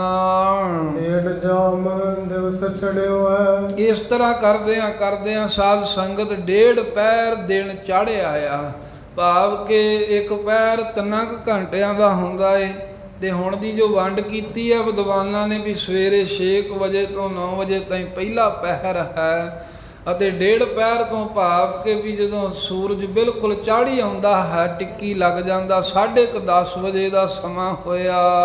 ਗੁਰ ਹਰਿ ਸੰਗਤ ਆਨੰਦ ਬੜਿਓ ਹੈ। ਸਤਿਗੁਰੂ ਮਹਾਰਾਜ ਸਾਹਿਬ ਵੀ ਬੜੇ ਆਨੰਦਿਤ ਨੇ, ਤੇ ਸਿੱਖ ਸੰਗਤਾਂ ਦੇ ਵਿੱਚ ਵੀ ਮਹਾਰਾਜ ਦੇ ਦਰਸ਼ਨ ਕਰਕੇ ਬਹੁਤਾ ਹੀ ਆਨੰਦ ਖੇੜਾ ਵੱਧ ਆਇਆ। ਮੱਖਣ ਉਠਿਓ ਬੰਦਨਾ ਕੀਨਸ, ਤੇ ਭਾਈ ਮੱਖਣ ਸ਼ਾਹ ਲਬਾਣਾ ਉਸ ਵੇਲੇ ਡੇਢ ਦੁਪਹਿਰ ਦਿਨ ਚੜ੍ਹੇ ਤੋਂ ਉੱਠਿਆ ਮਹਾਰਾਜ ਸਾਹਿਬ ਦੇ ਚਰਨਾਂ ਤੇ ਬੰਦਨਾ ਕਰਕੇ। ਵਸਤ ਸਗਲ ਕੋ ਸੌਂਪ ਸੁਦੀਨਸ, ਸਮੂਹ ਜਿਹੜੀਆਂ ਵਸਤੂਆਂ ਲੈ ਕੇ ਆਇਆ ਸੀ, ਜਿਵੇਂ 500 ਮੋਹਰ ਸੁਖਣਾ ਦੀ, ਇਸ ਤੋਂ ਅਲੱਗਾ 5 ਮੋਹਰਾਂ ਹੋਰ ਮੱਥਾ ਟੇਕਿਆ।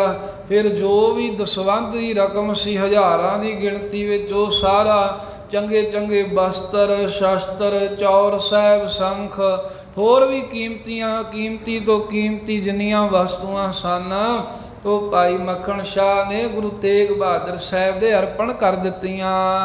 ਹਰਕਤ ਵੈ ਕਮਨਿਓ ਨਿਜ ਡੇਰੇ, ਤੇ ਬਹੁਤ ਖੁਸ਼ ਹੋ ਕੇ ਵੀ ਮੇਰਾ ਜੀਵਨ ਹੀ ਸਫਲ ਹੋ ਗਿਆ, ਮੇਰੀ ਜ਼ਿੰਦਗੀ ਹੁਣ ਲੇਖੇ ਲੱਗ ਗਈ ਹੈ। ਇੱਦਾਂ ਖੁਸ਼ ਹੁੰਦਾ ਆਪਣੇ ਡੇਰੇ ਤੇ, ਜੋ ਨਗਰ ਤੋਂ ਬਾਰ-ਬਾਰ ਟਿਕਾਣਾ ਕੀਤਾ ਸੀ, ਆਪਣੇ ਡੇਰੇ ਤੇ ਤੰਬੂ ਵਿੱਚ ਚਲਾ ਗਿਆ। ਕਰਤ ਵਾਰਤਾ ਲਾਪ ਕਨੇਰੇ, ਜਿਹੜੇ ਨਾਲ ਦੇ ਸੰਗੀ ਸਾਥੀ ਹਨ ਭਾਈ ਮੱਖਣ ਸ਼ਾਹ ਦੇ, ਉਹਨਾਂ ਨਾਲ ਬਹੁਤੀਆਂ ਬਾਤਾਂ ਖੁਸ਼ ਹੋ ਕੇ ਕਰ ਰਿਹਾ ਏ। ਨਿਜ ਸਾਥਨ ਕੋ ਸਗਲ ਸੁਨਾਈ, ਪਹਿਲਾਂ ਨਹੀਂ ਸੀ ਆਪਣੇ ਸਾਥੀਆਂ ਨੂੰ ਕੋਈ ਪ੍ਰਗਟ ਪ੍ਰਤੱਖ ਭੇਦ ਦਿੱਤਾ ਭਾਈ ਮੱਖਣ ਸ਼ਾਹ ਲਬਾਣੇ ਨੇ। ਹੁਣ ਜਦੋਂ ਮਹਾਰਾਜ ਪ੍ਰਗਟ ਹੋ ਗਏ ਸੱਚੇ ਪਾਤਸ਼ਾਹ, ਫਿਰ ਸਾਰੀ ਗੱਲ ਜਿਵੇਂ ਸਮੁੰਦਰ ਦੇ ਵਿੱਚ ਬੇੜਾ ਡੋਲੇ ਤਾਂ ਮਹਾਰਾਜ ਸਾਹਿਬ ਜੀ ਦੇ ਅੱਗੇ ਅਰਦਾਸ ਕੀਤੀ, ਜਿਵੇਂ ਸਤਿਗੁਰਾਂ ਨੇ ਬੇੜਾ ਬੰਨੇ ਲਾਇਆ, ਜਿਵੇਂ ਮਹਾਰਾਜ ਨੇ ਰਹਿਮਤ ਕੀਤੀ, ਉਹ ਸਾਰਾ ਹੀ ਪ੍ਰਸੰਗ ਖੋਲ ਕੇ ਭਾਈ ਮੱਖਣ ਸ਼ਾਹ ਲਬਾਣੇ ਨੇ ਆਪਣੇ ਕਰਮਚਾਰੀਆਂ ਨੂੰ, ਆਪਣੇ ਸਿੱਖ ਸੇਵਕ ਨੌਕਰਾਂ ਨੂੰ ਵੀ ਦੱਸ ਦਿੱਤਾ। ਜਥਾ ਕਾਮਨਾ ਆਪਣੀ ਪਾਈ, ਜਿਵੇਂ ਆਪਣੇ ਮਨ ਦੀ ਕਾਮਨਾ ਪੂਰੀ ਕੀਤੀ, ਜਿਵੇਂ ਮਨ ਚ ਧਾਰਿਆ ਸੀ ਵੀ ਮੂੰਹੋਂ ਬੋਲ ਕੇ ਦੱਸਣ ਦੇ ਫੇਰ ਮੈਂ ਮੰਨਾਂ ਵੀ ਸੱਚਾ ਗੁਰੂ ਇਹੀ ਹੈ, ਇਹ ਸਾਰਾ ਕੁਝ ਆਪਣੇ ਨਾਲ ਦੇ ਸਾਥੀਆਂ ਨੂੰ ਭਾਈ ਮੱਖਣ ਸ਼ਾਹ ਖੁਸ਼ ਹੋ ਕੇ ਦੱਸ ਰਿਹਾ ਏ। ਗੁਰ ਕਰਨਾ ਤੇ ਜਸ ਮੈਂ ਪਾਏ, ਕਹਿਣ ਲੱਗਾ ਵੇਖੋ ਭਈ ਮੈਂ ਕੀ ਸੀ, ਇੱਕ ਕੀਟ ਹੀ ਹੈ, ਮੈਂ ਮਹਾਰਾਜ ਸਾਹਿਬ ਦੀ ਕਿਰਪਾ ਦੇ ਨਾਲ ਕਿੰਨਾ ਜਸ ਪਾ ਲਿਆ ਹੈ। ਸਾਰੇ ਹੀ ਕਹੀ ਜਾਂਦੇ ਨੇ ਵੀ ਮੱਖਣ ਸ਼ਾਹ ਨੇ ਗੁਰੂ ਸਾਹਿਬ ਨੂੰ ਪ੍ਰਗਟ ਕੀਤਾ। ਹੁਣ ਤਿਕਰ ਵੀ ਕਹਿੰਦੇ ਹੀ ਹੈ ਨਾ ਆਪਾਂ, ਜਦੋਂ ਵੀ ਇਤਿਹਾਸ ਦੀ ਕਥਾ ਚੱਲਦੀ, ਜਦੋਂ ਵੀ ਇਹ ਬਾਬਾ ਬਕਾਲਾ ਸਾਹਿਬ ਦਾ ਪ੍ਰਸੰਗ ਚੱਲਦਾ, ਭੋਰਾ ਸਾਹਿਬ ਦੀ ਸਾਖੀ, ਕਿਤੇ ਵੀ ਚੱਲੇ ਹਾਂ ਦੁਨੀਆ ਵਿੱਚ, ਇਹੀ ਗੱਲ ਹੁੰਦੀ ਵੀ ਭਾਈ ਮੱਖਣ ਸ਼ਾਹ ਲਵਾਣੇ ਨੇ ਗੁਰੂ ਤੇਗ ਬਹਾਦਰ ਸਾਹਿਬ ਨੂੰ ਪ੍ਰਗਟ ਕੀਤਾ। ਉਂਝ ਭਾਵੇਂ ਸਾਧ ਸੰਗਤ ਦੀ ਗੁਰੂ ਨੂੰ ਪ੍ਰਗਟ ਕਰਨ ਵਾਲਾ ਕੋਈ ਹੋਰ ਇੰਨੀ ਸ਼ਕਤੀ ਰੱਖਦਾ ਹੀ ਨਹੀਂ ਵੀ ਗੁਰੂ ਨੂੰ ਕੌਣ ਪ੍ਰਗਟ ਕਰ ਸਕਦਾ ਹੈ। ਪਰ ਸਤਿਗੁਰੂ ਆਪਣੇ ਸਿੱਖਾਂ ਨੂੰ ਵਡਿਆਈ ਦਿੰਦੇ ਨੇ। ਸਤਿਗੁਰੂ ਮਹਾਰਾਜ ਆਪਣੇ ਸਿੱਖਾਂ ਨੂੰ ਉੱਚਿਆਂ ਚੁੱਕਦੇ ਹਨ ਵੀ ਇਹਨਾਂ ਦਾ ਜਸ ਹੋਵੇ, ਤੇ ਉਹੀ ਗੁਰਾਂ ਦਾ ਸ਼ੁਕਰਾਨਾ ਕਰਦਾ ਹੋਇਆ ਸਿੱਖ ਜਾ ਰਿਹਾ ਏ ਵੀ ਵੇਖੋ ਭਾਈ ਮੇਰੇ ਭਾਗ ਕਿੱਡੇ ਜਾਗੇ ਵੀ ਧੰਨ ਗੁਰੂ ਤੇਗ ਬਹਾਦਰ ਸਾਹਿਬ ਮਹਾਰਾਜ ਨੇ ਮੈਨੂੰ ਜਸ ਬਖਸ਼ ਦਿੱਤਾ ਹੈ ਆਪਣੇ ਪ੍ਰਗਟ ਹੋਣ ਦਾ। ਹੋਏ ਬਹਾਨੇ ਜਗ ਪ੍ਰਗਟਾਇਓ। ਆ ਮੇਰੇ ਬਹਾਨੇ ਦੇ ਨਾਲ ਸਤਿਗੁਰੂ ਮਹਾਰਾਜ ਨੇ ਆਪਣੇ ਆਪ ਨੂੰ ਜਗਤ ਦੇ ਵਿੱਚ ਪ੍ਰਗਟ ਕਰ ਲਿਆ ਵੀ ਪ੍ਰਗਟ ਤਾਂ ਸਤਿਗੁਰੂ ਸਾਹਿਬ ਅੱਗੇ ਹੀ ਗੁਰੂ ਨਾਨਕ ਸਾਹਿਬ ਦਾ ਰੂਪ, ਉਹਨਾਂ ਨੂੰ ਕੌਣ ਕੋਈ ਛੁਪਾ ਸਕਦਾ। ਪਰ ਵੇਖੋ ਵੀ ਮੇਰੇ ਬਹਾਨੇ ਨਾਲ ਮਹਾਰਾਜ ਜਗਤ ਵਿੱਚ ਪ੍ਰਗਟ ਹੋਏ ਹਨ। ਆਵਨ ਦੂਰ ਸਫਲ ਪਾ ਮੇਰਾ ਦੂਰੋਂ ਚੱਲ ਕਰਕੇ ਆਉਣਾ, ਗੰਗਾ ਜਮਨਾ ਸਭ ਦਰਿਆਵਾਂ ਨੂੰ ਲੰਘਦਿਆਂ ਹੋਇਆਂ ਜਿਹੜਾ ਸਮੁੰਦਰ ਦੇ ਲਾਗਿਓਂ ਮੇਰਾ ਇੱਥੇ ਆਉਣਾ ਹੋਇਆ ਹੈ। ਇੰਨਾ ਪੈਂਡਾ ਤੈਅ ਕੀਤਾ, ਇੰਨੀਆਂ ਮੰਜ਼ਲਾਂ ਤੈਅ ਕੀਤੀਆਂ, ਉਹ ਸਾਰਾ ਹੀ ਸਫਲ ਹੋ ਗਿਆ ਹੈ। ਸੰਗਤ ਗੁਰ ਦਰਸ਼ਨ ਏਰਾ। ਨਾਲੇ ਤਾਂ ਸਾਹਮਣੇ ਸਤਿਗੁਰੂ ਮਹਾਰਾਜ ਸਾਹਿਬ ਜੀ ਦੇ ਪ੍ਰਗਟ ਰੂਪ ਵਿੱਚ ਦਰਸ਼ਨ ਕੀਤੇ, ਤੇ ਸਹਿ ਸੰਗਤ ਗੁਰ ਦਰਸ਼ਨ ਹੇਰਾ, ਤੇ ਸਮੂਹ ਸੰਗਤਾਂ ਦੇ ਸਮੇਤ ਗੁਰੂ ਤੇਗ ਬਹਾਦਰ ਸਾਹਿਬ ਜੀ ਤਖਤ ਤੇ ਬਿਰਾਜਮਾਨ ਹੋਏ ਵੇਖੇ ਮੈਂ। ਖੁਸ਼ੀ ਅਦਕ ਸਭ ਬਿਦ ਕੀ ਹੋਈ। ਇਸ ਤਰ੍ਹਾਂ ਮੱਖਣ ਸ਼ਾਹ ਲਵਾਣਾ ਬਹੁਤ ਖੁਸ਼ ਹੈ, ਕਹਿੰਦਾ ਅਦਕ ਤੋਂ ਅਦਕ ਵੱਧ ਕੇ ਹਰ ਤਰ੍ਹਾਂ ਕਰਕੇ ਖੁਸ਼ੀਆਂ ਹੀ ਮਿਲੀਆਂ ਹਨ ਗੁਰਾਂ ਦੀਆਂ। ਜਿਸ ਮਾਨ ਮੈਂ ਲਖੋ ਨਾ ਕੋਈ। ਮੈਂ ਆਪਣੇ ਬਰਾਬਰ ਦੇ ਭਾਗ ਕਿਸੇ ਦੇ ਜਾਣਦਾ ਹੀ ਨਹੀਂ ਵੀ ਮੇਰੇ ਬਹੁਤ ਹੀ ਵੱਡੇ ਭਾਗ ਵੇਖੋ ਕਿੰਨੀ ਸੰਗਤ ਆਈ ਹੈ, ਪਰ ਮਹਾਰਾਜ ਨੇ ਇਹ ਪ੍ਰਗਟ ਕਰਨ ਦਾ ਬਹਾਨਾ ਜਿਹਾ ਬਣਾ ਕੇ ਜਸ ਮੈਨੂੰ ਦਿੱਤਾ ਹੈ। ਮੈਂ ਆਪਣੇ ਵੱਡੇ ਭਾਗ ਜਾਣਦਾ ਹਾਂ। ਐਤ ਫਰਜ਼ ਪਰ ਡੇਰੇ ਆਇਓ। ਇਸ ਤਰ੍ਹਾਂ ਆਪਸ ਵਿੱਚ ਸੰਗੀਆਂ ਸਾਥੀਆਂ ਨਾਲ ਵਚਨ ਬਿਲਾਸ ਕਰਦੇ ਆ ਆਪਣੇ ਡੇਰੇ ਨਗਰ ਤੋਂ ਬਾਰ-ਬਾਰ ਆਪਣੇ ਆਸਣ ਤੇ ਪਹੁੰਚ ਗਿਆ। ਭੋਜਨ ਬੈਠ ਜਥਾ ਸੁਖ ਪਾਇਓ। ਬੈਠ ਕੇ ਚੌਂਕੜਾ ਮਾਰ ਕੇ ਭੋਜਨ ਛਕਿਆ।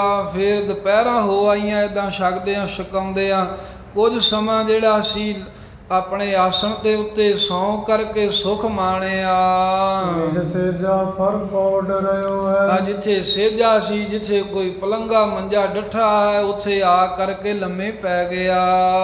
ਸਦ ਨਿੰਦਰਾ ਆਨੰਦ ਲਿਓ ਹੈ। ਥੋੜੀ ਜਿਹੀ ਨੀਂਦ ਲੈ ਕਰਕੇ ਵੀ ਭੋਜਨ ਪ੍ਰਸ਼ਾਦਾ ਵੀ ਛਕਿਆ ਹੈ। ਕੁਝ ਜੋ ਅੰਮ੍ਰਿਤ ਵੇਲੇ ਤੜਕੇ ਦਾ ਵੀ ਉਠਿਆ ਹੈ ਵੀ ਕੁਝ ਆਰਾਮ ਆਵੇ ਇਸ ਭਾਵਨਾ ਨਾਲ ਕੁਝ ਸਮਾਂ ਸੁੱਤਾ ਏ ਤੇ ਬੜਾ ਖੁਸ਼ ਹੋਇਆ ਮੱਖਣ ਸ਼ਾਹ। ਸਨੇ ਸਨੇ ਪੁਨ ਸੰਗਤ ਸਾਰੀ। ਇਸੇ ਤਰ੍ਹਾਂ ਜਿਵੇਂ ਭਾਈ ਮੱਖਣ ਸ਼ਾਹ ਜੀ ਚਲੇ ਗਏ ਮਹਾਰਾਜ ਦੇ ਕੋਲੋਂ ਆਪਣੇ ਡੇਰੇ ਸਹਿਜੇ ਸਹਿਜੇ ਕਰਕੇ, ਹੋਰ ਵੀ ਜਿਹੜੀ ਸੰਗਤ ਆਈ ਸੀ ਦੂਰ ਨੇੜਿਓਂ, ਮੇਲੇ ਖੁਸ਼ੀ ਸਰੂਪ ਨਿਆਰੀ। ਮਹਾਰਾਜ ਦੇ ਪਾਵਨ ਸਰੂਪ ਦੇ ਦਰਸ਼ਨ ਕਰਕੇ ਗੁਰਾਂ ਦੀ ਖੁਸ਼ੀਆਂ ਲੈ ਕੇ ਆਗਿਆ ਲੈ ਲੈ ਕਰਕੇ ਸਾਰੇ ਹੀ ਆਪੋ ਆਪਣੇ ਡੇਰਿਆਂ ਨੂੰ ਚਲੇ ਗਏ। ਯਾਦ ਪਾਏ ਨਿਜ ਡੇਰ ਨਮਾਏ। ਜਿੱਥੇ ਕਿੱਥੇ ਵੀ ਨਗਰ ਤੋਂ ਬਾਹਰ ਖੁੱਲੇ ਜੇ ਮੈਦਾਨ ਦੇ ਵਿੱਚ ਥਾਂ ਦੇ ਵਿੱਚ ਸੰਗਤਾਂ ਨੇ ਆਪਣੇ ਡੇਰੇ ਕੀਤੇ ਸਨ। ਕੁਝ ਨਗਰ ਦੀਆਂ ਸੰਗਤਾਂ ਵੀ ਸਨ, ਨੇੜੇ ਤੇੜੇ ਦੀਆਂ, ਤੇ ਬਹੁਤੀ ਸੰਗਤ ਉਹੀ ਹੈ ਜਿਹੜੀ ਦੂਰ ਦੇਸ਼ਾਂ ਤੋਂ ਆਈ ਹੈ। ਉਹ ਸਾਰੇ ਆਪੋ ਆਪਣੇ ਟਿਕਾਣਿਆਂ ਤੇ ਚਲੇ ਗਏ। ਸਤਿਗੁਰ ਸਤੁਤ ਬਦਨ ਤੇ ਪ੍ਰਾਏ। ਤੇ ਜਾਂਦਿਆਂ ਹੋਇਆਂ ਧੰਨ ਗੁਰੂ ਤੇਗ ਬਹਾਦਰ ਸਾਹਿਬ ਮਹਾਰਾਜ ਦੀ ਵਡਿਆਈ ਆਪਣੇ ਮੁਖ ਤੋਂ ਕਹਿੰਦੇ ਹੋਏ ਜਾ ਰਹੇ ਹਨ।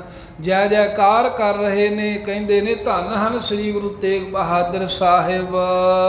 ਜਥਾ ਸੁਖ ਰਤਤ ਸਾਰੇ। ਕਹਿੰਦੇ ਵੀ ਇਸ ਤਰ੍ਹਾਂ ਜਥਾ ਜੋਗ ਸਾਰੇ ਹੀ ਸੁਖ ਮਾਣਦੇ ਖੁਸ਼ ਹੋ ਕੇ ਗੁਰਾਂ ਦੇ ਦਰਸ਼ਨ ਕਰਕੇ ਗਏ। ਕਿਉਂਕਿ ਕਈ ਮਹੀਨੇ ਤੋਂ ਕਈ ਮਹੀਨਿਆਂ ਤੋਂ ਸਿੱਖ ਇਸੇ ਆਸ 'ਚ ਹੀ ਬੈਠੇ ਸਨ ਇੱਥੇ ਬਾਬਾ ਬਕਾਲਾ ਸਾਹਿਬ ਵੀ ਕਿਸੇ ਦਿਨ ਤਾਂ ਸੱਚਾ ਗੁਰੂ ਪ੍ਰਗਟ ਹੋਵੇਗਾ ਨਾ।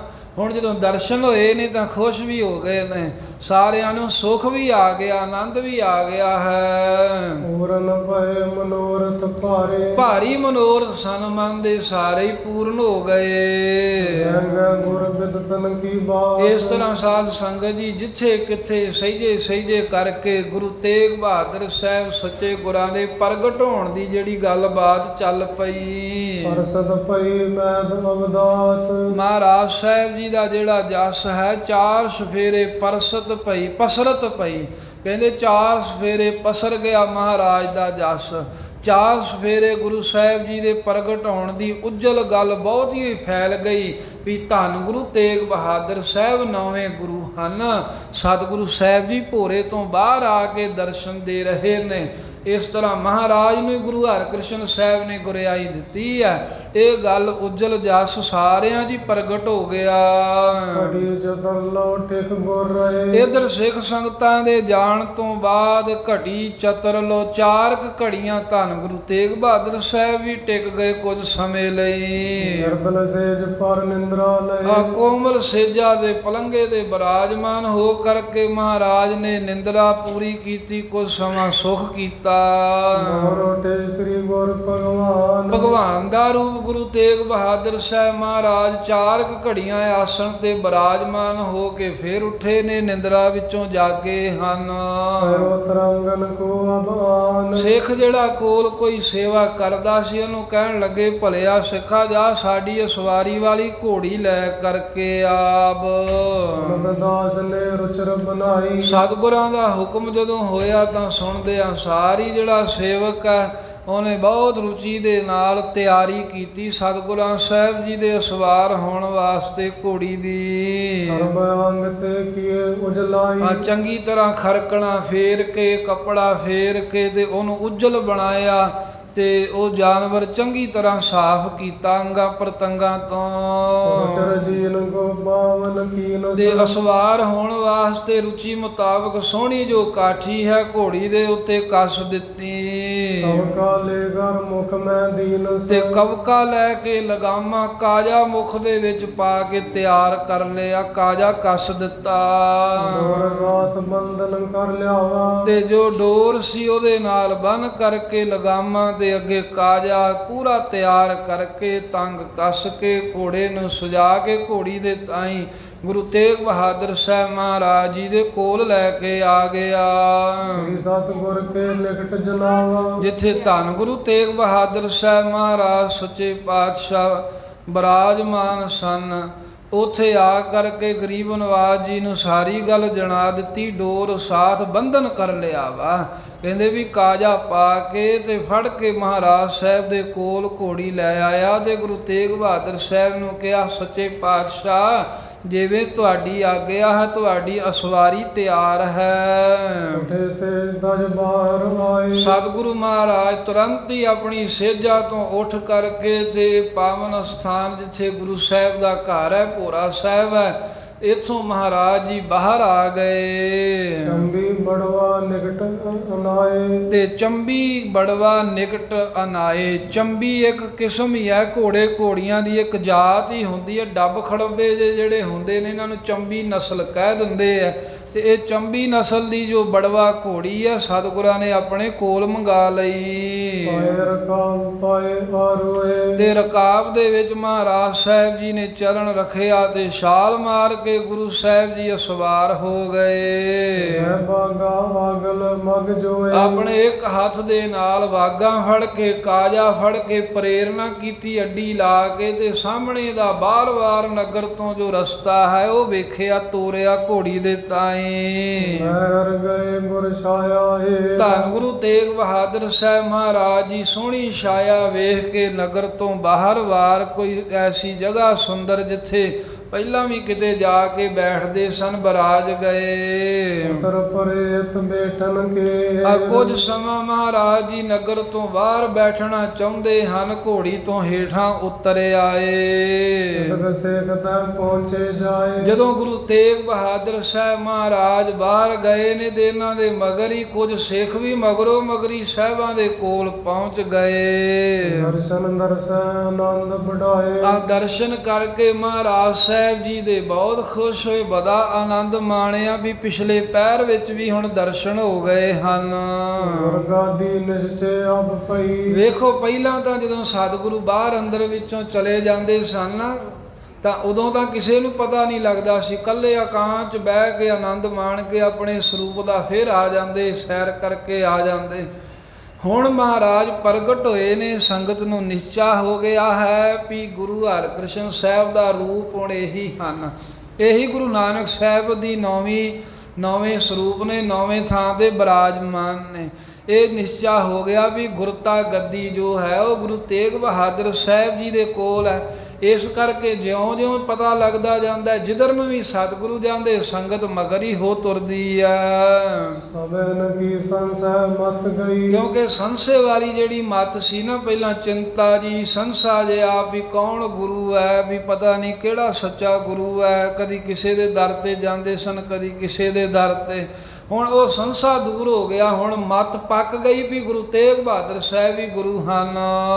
ਮਨ ਜਾਣ ਜਾਣ ਟਿਗਾਵੇ। ਕਹਿੰਦੇ ਇਸ ਤਰ੍ਹਾਂ ਮਨ ਵਿੱਚ ਨਿਸ਼ਚਾ ਕਰਕੇ, ਇਸ ਤਰ੍ਹਾਂ ਜਾਣ ਕੇ ਗੁਰੂ ਤੇਗ ਬਹਾਦਰ ਸਾਹਿਬ ਜੀ ਦੇ ਕੋਲ ਆਉਂਦੇ ਨੇ ਗੁਰਸਿੱਖ ਪਿਆਰੇ। ਸਫਲ ਜਨਮ ਦਰਸ ਕੋ ਪਾਵੇ। ਉਹ ਮੰਨਦੇ ਹਨ ਵੀ ਸਾਡਾ ਜਨਮ ਹੀ ਤਾਂ ਸਫਲ ਹੋਵੇਗਾ ਜੇ ਗੁਰੂ ਤੇਗ ਬਹਾਦਰ ਸਾਹਿਬ ਦੇ ਦਰਸ਼ਨ ਕਰਾਂਗੇ। ਇਸ ਭਾਵਨਾ ਦੇ ਨਾਲ ਮਹਾਰਾਜ ਦੇ ਦਰਸ਼ਨ ਕਰਦੇ ਹਨ। ਇਧਰ ਜਦੋਂ ਗੁਰੂ ਤੇਗ ਬਹਾਦਰ ਸਾਹਿਬ ਮਹਾਰਾਜ ਜੀ ਦੇ ਦਰਸ਼ਨ ਕਰਨ ਲਈ ਸੰਗਤ ਆ ਜਾ ਰਹੀ ਹੈ ਤਾਂ ਸਾਰੇ ਪਿੰਡ ਵਿੱਚ ਗੱਲ ਫੈਲ ਗਈ। ਸਾਰੇ ਨਗਰ ਦੇ ਵਿੱਚ ਸੋਢੀਆਂ ਤੀਕਰ ਵੀ ਇਹ ਗੱਲਾਂ ਹੁੰਦੀਆਂ ਹਨ, ਜਿਹੜੇ ਨਕਲੀ ਗੁਰੂ ਬਣ ਬੈਠੇ ਸਨ। ਗੁਰੂ ਪ੍ਰਗਾਸ਼। ਜਿੱਥੇ ਕਿੱਥੇ ਵੀ ਗੁਰੂ ਤੇਗ ਬਹਾਦਰ ਸਾਹਿਬ ਦੇ ਪ੍ਰਗਟ ਹੋਣ ਦੀ ਗੱਲ ਕਰਦੇ ਨੇ, ਗੁਰੂ ਸਾਹਿਬ ਦੀ ਵਡਿਆਈ ਹੁਣ ਇਹਨਾਂ ਸੋਢੀਆਂ ਦੇ ਨੇੜੇ ਆਉਣ ਵਾਲੇ ਵੀ ਕਰਨ ਲੱਗ ਪਏ ਵੀ ਉਹ ਗੁਰੂ ਤੇਗ ਬਹਾਦਰ ਸਾਹਿਬ ਤਾਂ ਬਹੁਤ ਹੀ ਸ਼ਾਂਤ ਸਰੂਪ ਹਨ। ਜਸੂਸ ਧੀਰਮਲ ਕੇਰਾ। ਤੇ ਸਾਧ ਸੰਗਤ ਜੀ, ਇੱਧਰ ਜਿਹੜਾ ਧੀਰਮਲ ਦੇ ਮਸੰਦ ਸੀਹੇ ਨੇ ਜਸੂਸ ਭੇਜਿਆ ਹੋਇਆ ਸੀ ਵੀ ਤੂੰ ਖਬਰਸਾਰ ਰੱਖ। ਵਰਣਨ ਕੀਨ ਬਿਰਤਾਂਤ ਬਡੇਰਾ। ਕਹਿੰਦੇ ਵੀ ਉਹ ਵੀ ਆ ਗਿਆ ਤੇ ਆ ਕਰਕੇ ਉਹਨੇ ਸਾਰਾ ਹੀ ਜਿਹੜਾ ਬਿਰਤਾਂਤ ਸੀ ਉਹ ਦੱਸਣਾ ਕੀਤਾ। ਵੈਰ ਸਿੱਖ ਤੈ ਵੀ ਆਏ। ਧੀਰਮਲ ਦੇ ਡੇਰੇ ਵਿੱਚ ਆ ਕੇ ਕਹਿਣ ਲੱਗਾ ਵੀ ਗੁਰੂ ਤੇਗ ਬਹਾਦਰ ਸਾਹਿਬ ਇਸ ਵੇਲੇ ਆਪਣੇ ਘਰ ਨੂੰ ਛੱਡ ਕੇ ਨਗਰ ਤੋਂ ਬਾਹਰ ਇੱਥੇ ਜੰਗਲ ਜੇ ਦੇ ਵਿੱਚ ਗਏ ਹਨ। ਤੇ ਉਹ ਤਾਂ ਗਏ ਇਕੱਲੇ ਹੀ ਸਨ, ਇੱਕ ਸੇਵਕ ਸੀ, ਪਰ ਉਹਨਾਂ ਦੇ ਮਗਰੇ ਹੋਰ ਵੀ ਸਿੱਖ ਸੰਗਤ ਜਿਹੜੀ ਬਾਹਰੋਂ ਆਈ ਆ ਮਗਰ ਹੀ ਚਲੇਗੀ ਗੁਰੂ ਤੇਗ ਬਹਾਦਰ ਸਾਹਿਬ ਦੇ। ਪ੍ਰਤਾਪ ਦਸੋਂ ਦਿਸ਼ ਛਾਏ। ਜਸੂਸ ਨੇ ਆ ਕਰਕੇ ਦੱਸਿਆ ਧੀਰਮਲ ਨੂੰ ਵੀ ਉਹਨਾਂ ਦਾ ਤੇ ਪ੍ਰਤਾਪ ਦਸਾਂ ਦਿਸ਼ਾਂ ਦੇ ਵਿੱਚ ਹੀ ਛਾਈ ਜਾ ਰਿਹਾ। ਆਪਾਂ ਕਹਿੰਦੇ ਆ ਵੀ ਉਹਨਾਂ ਨੂੰ ਕਿਹੜਾ ਕਿਸੇ ਨੇ ਮੰਨਣਾ ਪੁੱਛਣਾ ਹੈ ਮੱਖਣ ਸ਼ਾਹ ਤੋਂ ਬਗੈਰ। ਪਰ ਵੇਖੋ ਆਪਣੇ ਘਰੋਂ ਬਾਹਰ ਗਏ ਤਾਂ ਸੰਗਤ ਮਗਰ ਹੀ ਉਹਨਾਂ ਦੇ ਚਲੇ ਗਈ ਦਰਸ਼ਨ ਕਰਨ। ਉਹਨਾਂ ਦਾ ਤਾਂ ਜਸੂਸ ਕਹਿੰਦਾ ਜਸ 4 ਸਫੇਰੇ ਛਾਰਿਆ ਹੈ। ਜਦੋਂ ਧੀਰਮਲ ਏਦਾਂ ਗੁਰੂ ਤੇਗ ਬਹਾਦਰ ਸਾਹਿਬ ਜੀ ਦੀ ਵਡਿਆਈਆਂ ਸੁਣਦਾ ਹੈ ਲੋਕਾਂ ਕੋਲੋਂ, ਆਪਣੇ ਨੇੜੇ ਦੇ ਮਨੁੱਖਾਂ ਕੋਲੋਂ, ਜਸੂਸ ਨੇ ਵੀ ਆ ਕੇ ਦੱਸਿਆ ਵੀ ਬਾਹਰ ਗਏ ਨੇ, ਸੰਗਤ ਵੀ ਬਹੁਤ ਮਗਰੇ ਚਲੇ ਗਈ। ਇਹ ਸੁਣ ਕਰਕੇ ਧੀਰਮਲ ਸੜ ਬਲ ਗਿਆ, ਇਹਦੇ ਕੋ ਜਰਿਆ ਨਾ ਗਿਆ ਤੇ ਸੋਚਣ ਲੱਗਾ ਆਪਣੇ ਹਿਰਦੇ ਵਿੱਚ,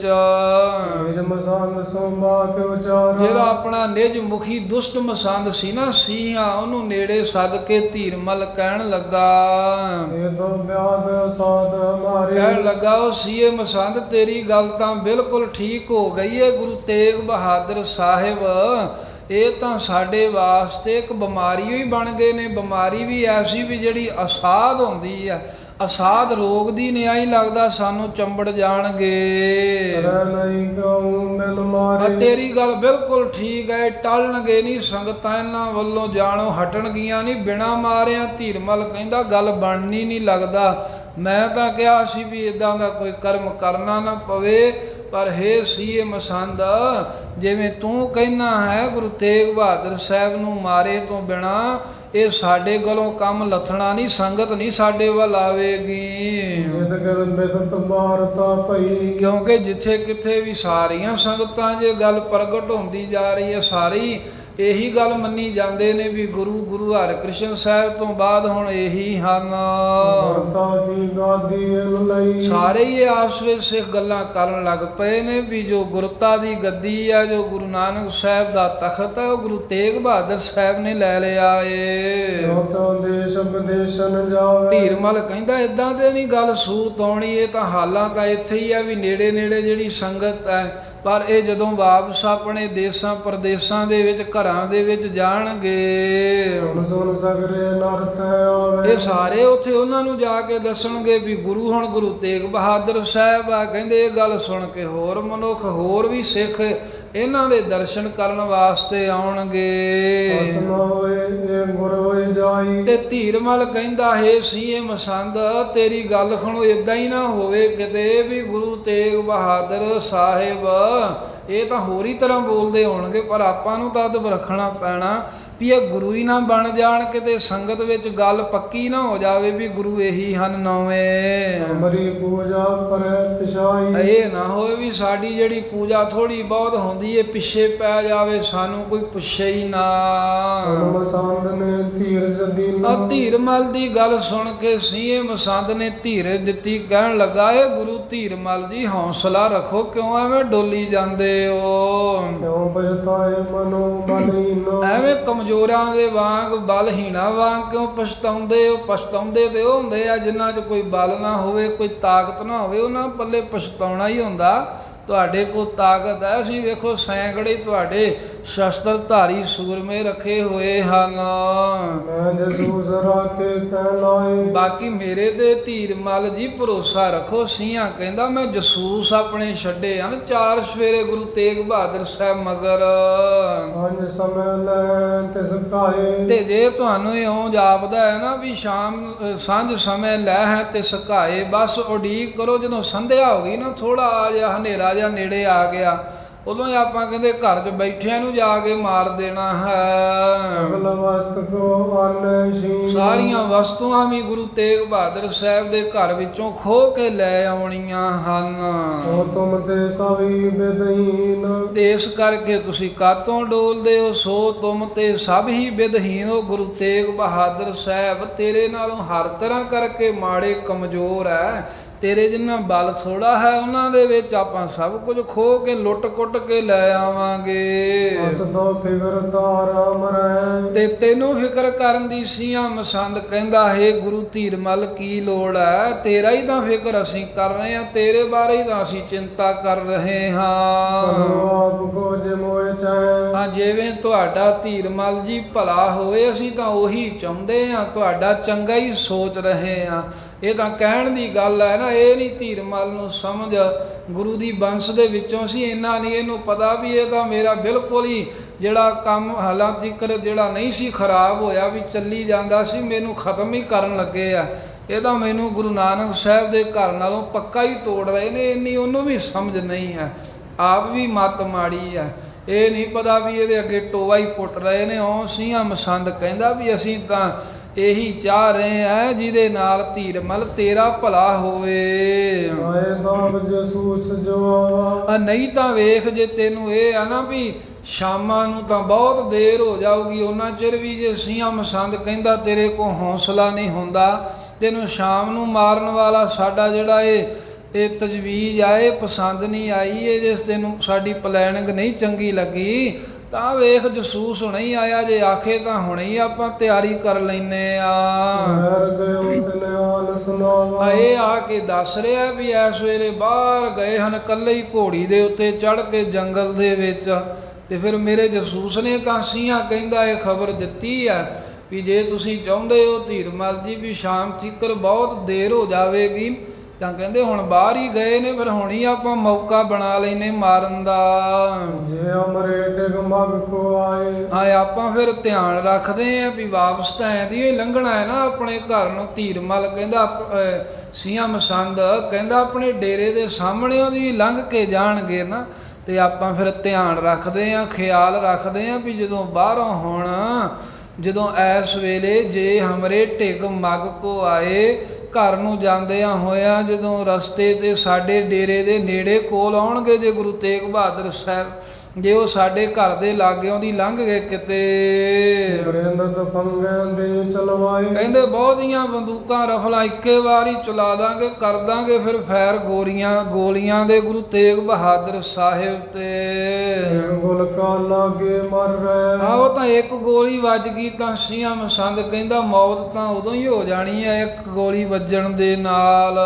ਬਹੁਤ ਲੱਗੇਗਾ ਜੀਵਨ ਲੈ। ਤੇ ਵੇਖੋ ਹੇ ਧੀਰਮਲ ਜੀ, ਜਦੋਂ ਬਹੁਤੀਆਂ ਇਕੱਠੀਆਂ ਹੀ ਆਪਾਂ ਚਲੂ ਦਿੱਤੀਆਂ, ਫੇਰ ਕਿਵੇਂ ਉਹਨਾਂ ਦੇ ਜੀਵਨ ਦੀ ਆਸ ਰਹਿ ਸਕਦੀ ਹੈ। ਮਕਾ ਪਿਆਰ ਸੁਪਟ ਕੁਛ ਕਰੇ। ਇਸ ਤਰ੍ਹਾਂ ਸਾਧ ਸੰਗਤ ਧੀਰਮਲ ਨੂੰ ਸੀਏ ਮਸੰਦ ਨੇ ਕਿਹਾ ਵੀ ਆਪਾਂ ਸ਼ਾਮ ਦੀ ਉਡੀਕ ਹੀ ਨਹੀਂ ਕਰਦੇ। ਫਿਰ ਭੱਟਾਂ ਨੂੰ ਜਿਹੜੇ ਕੁਝ ਸ਼ਸਤਰ ਧਾਰੀ ਰੱਖੇ ਹੋਏ ਸਨ ਨੇ ਆਪਣੇ ਸਾਥੀ, ਉਹਨਾਂ ਨੂੰ ਉਸੇ ਵੇਲੇ ਕਹਿ ਦਿੱਤਾ ਵੀ ਤੁਸੀਂ ਤਿਆਰ ਰਹੋ ਤੇ ਧਿਆਨ ਰੱਖੋ, ਜਦੋਂ ਗੁਰੂ ਤੇਗ ਬਹਾਦਰ ਸਾਹਿਬ ਐ ਦੀ ਜੇ ਲੰਘੇ ਤਾਂ ਆਪਾਂ ਇੱਥੇ ਹੀ ਮਾਰ ਦੇਣਾ ਹੈ। ਕਸ ਕੇ ਕਮਰ ਪਏ ਤੈ ਕਰੇ। ਇਸ ਤਰ੍ਹਾਂ ਸਾਧ ਸੰਗਤ ਆਪਸ ਵਿੱਚ ਕਹਿ ਕਹਾ ਕਿ ਕਿੱਥੇ ਪੜ੍ਹਦਿਆ ਕਰੋ। ਕਸ ਕੇ ਚਮਰ ਪਏ ਕਮਰ ਤੈ ਖਰੇ। ਕਸ ਕੇ ਕਮਰ ਭਏ ਤਹਿ ਖਰੇ। ਕਮਰ ਕਸਾ ਕਰਕੇ ਉਸੇ ਵੇਲੇ ਸੀਏ ਮਸੰਦ ਦੇ ਕਹੇ ਤੇ ਖਲੋ ਗਏ। ਜਬ ਆਵੇ ਇੱਕ ਦਿਸ ਲਿਓ ਦੇਖ। ਤੇ ਬਸ ਧਿਆਨ ਦੇ ਨਾਲ ਕਹਿੰਦਾ ਰਹੋ, ਜਦੋਂ ਇੱਧਰ ਨੂੰ ਘੋੜੀ ਤੇ ਚੜੇ ਹੋਏ ਗੁਰੂ ਤੇਗ ਬਹਾਦਰ ਸਾਹਿਬ ਆਉਣ ਤਾਂ ਝਾਟੀ ਉਹਨਾਂ ਵੱਲ ਵੇਖ ਕਰਕੇ, ਤੁਰਤ ਪੰਗਾ ਮਿਲੋ ਵਿਸ਼ੇਸ਼। ਜਦੋਂ ਤੁਹਾਡੀ ਨਿਗਾਹ ਚੜ ਗਏ ਨਾ, ਉਸੇ ਵੇਲੇ ਸਾਰੀਆਂ ਹੀ ਬੰਦੂਕਾਂ ਇੱਕੇ ਵਾਰ ਹੀ ਚਲਾ ਦਿਓ, ਗੋਲੀਆਂ ਛੱਡ ਦਿਓ। ਆਗ ਨਿਸ਼ਾਨੋ ਹਨੋ ਬਣਾਏ, ਤੱਕ ਕੇ ਨਿਸ਼ਾਨਾ ਮਾਰ ਕੇ ਤੇ ਨਾਸ ਕਰ ਦਿਓ ਗੁਰੂ ਤੇਗ ਬਹਾਦਰ ਸਾਹਿਬ ਦਾ। ਮੈਂ ਜੀਵਤ ਜਿਮ ਘਰ ਕੋ ਜਾਏ। ਇਸ ਤਰ੍ਹਾਂ ਦਾ ਸੀਆਂ ਮਸੰਦ ਕਹਿੰਦਾ ਉਦਮ ਕਰੋ ਆਪਣੇ ਸਾਥੀਆਂ ਨੂੰ ਵੀ ਜਿਉਂਦਾ ਘਰੇ ਨਹੀਂ ਜਾਣਾ ਚਾਹੀਦਾ।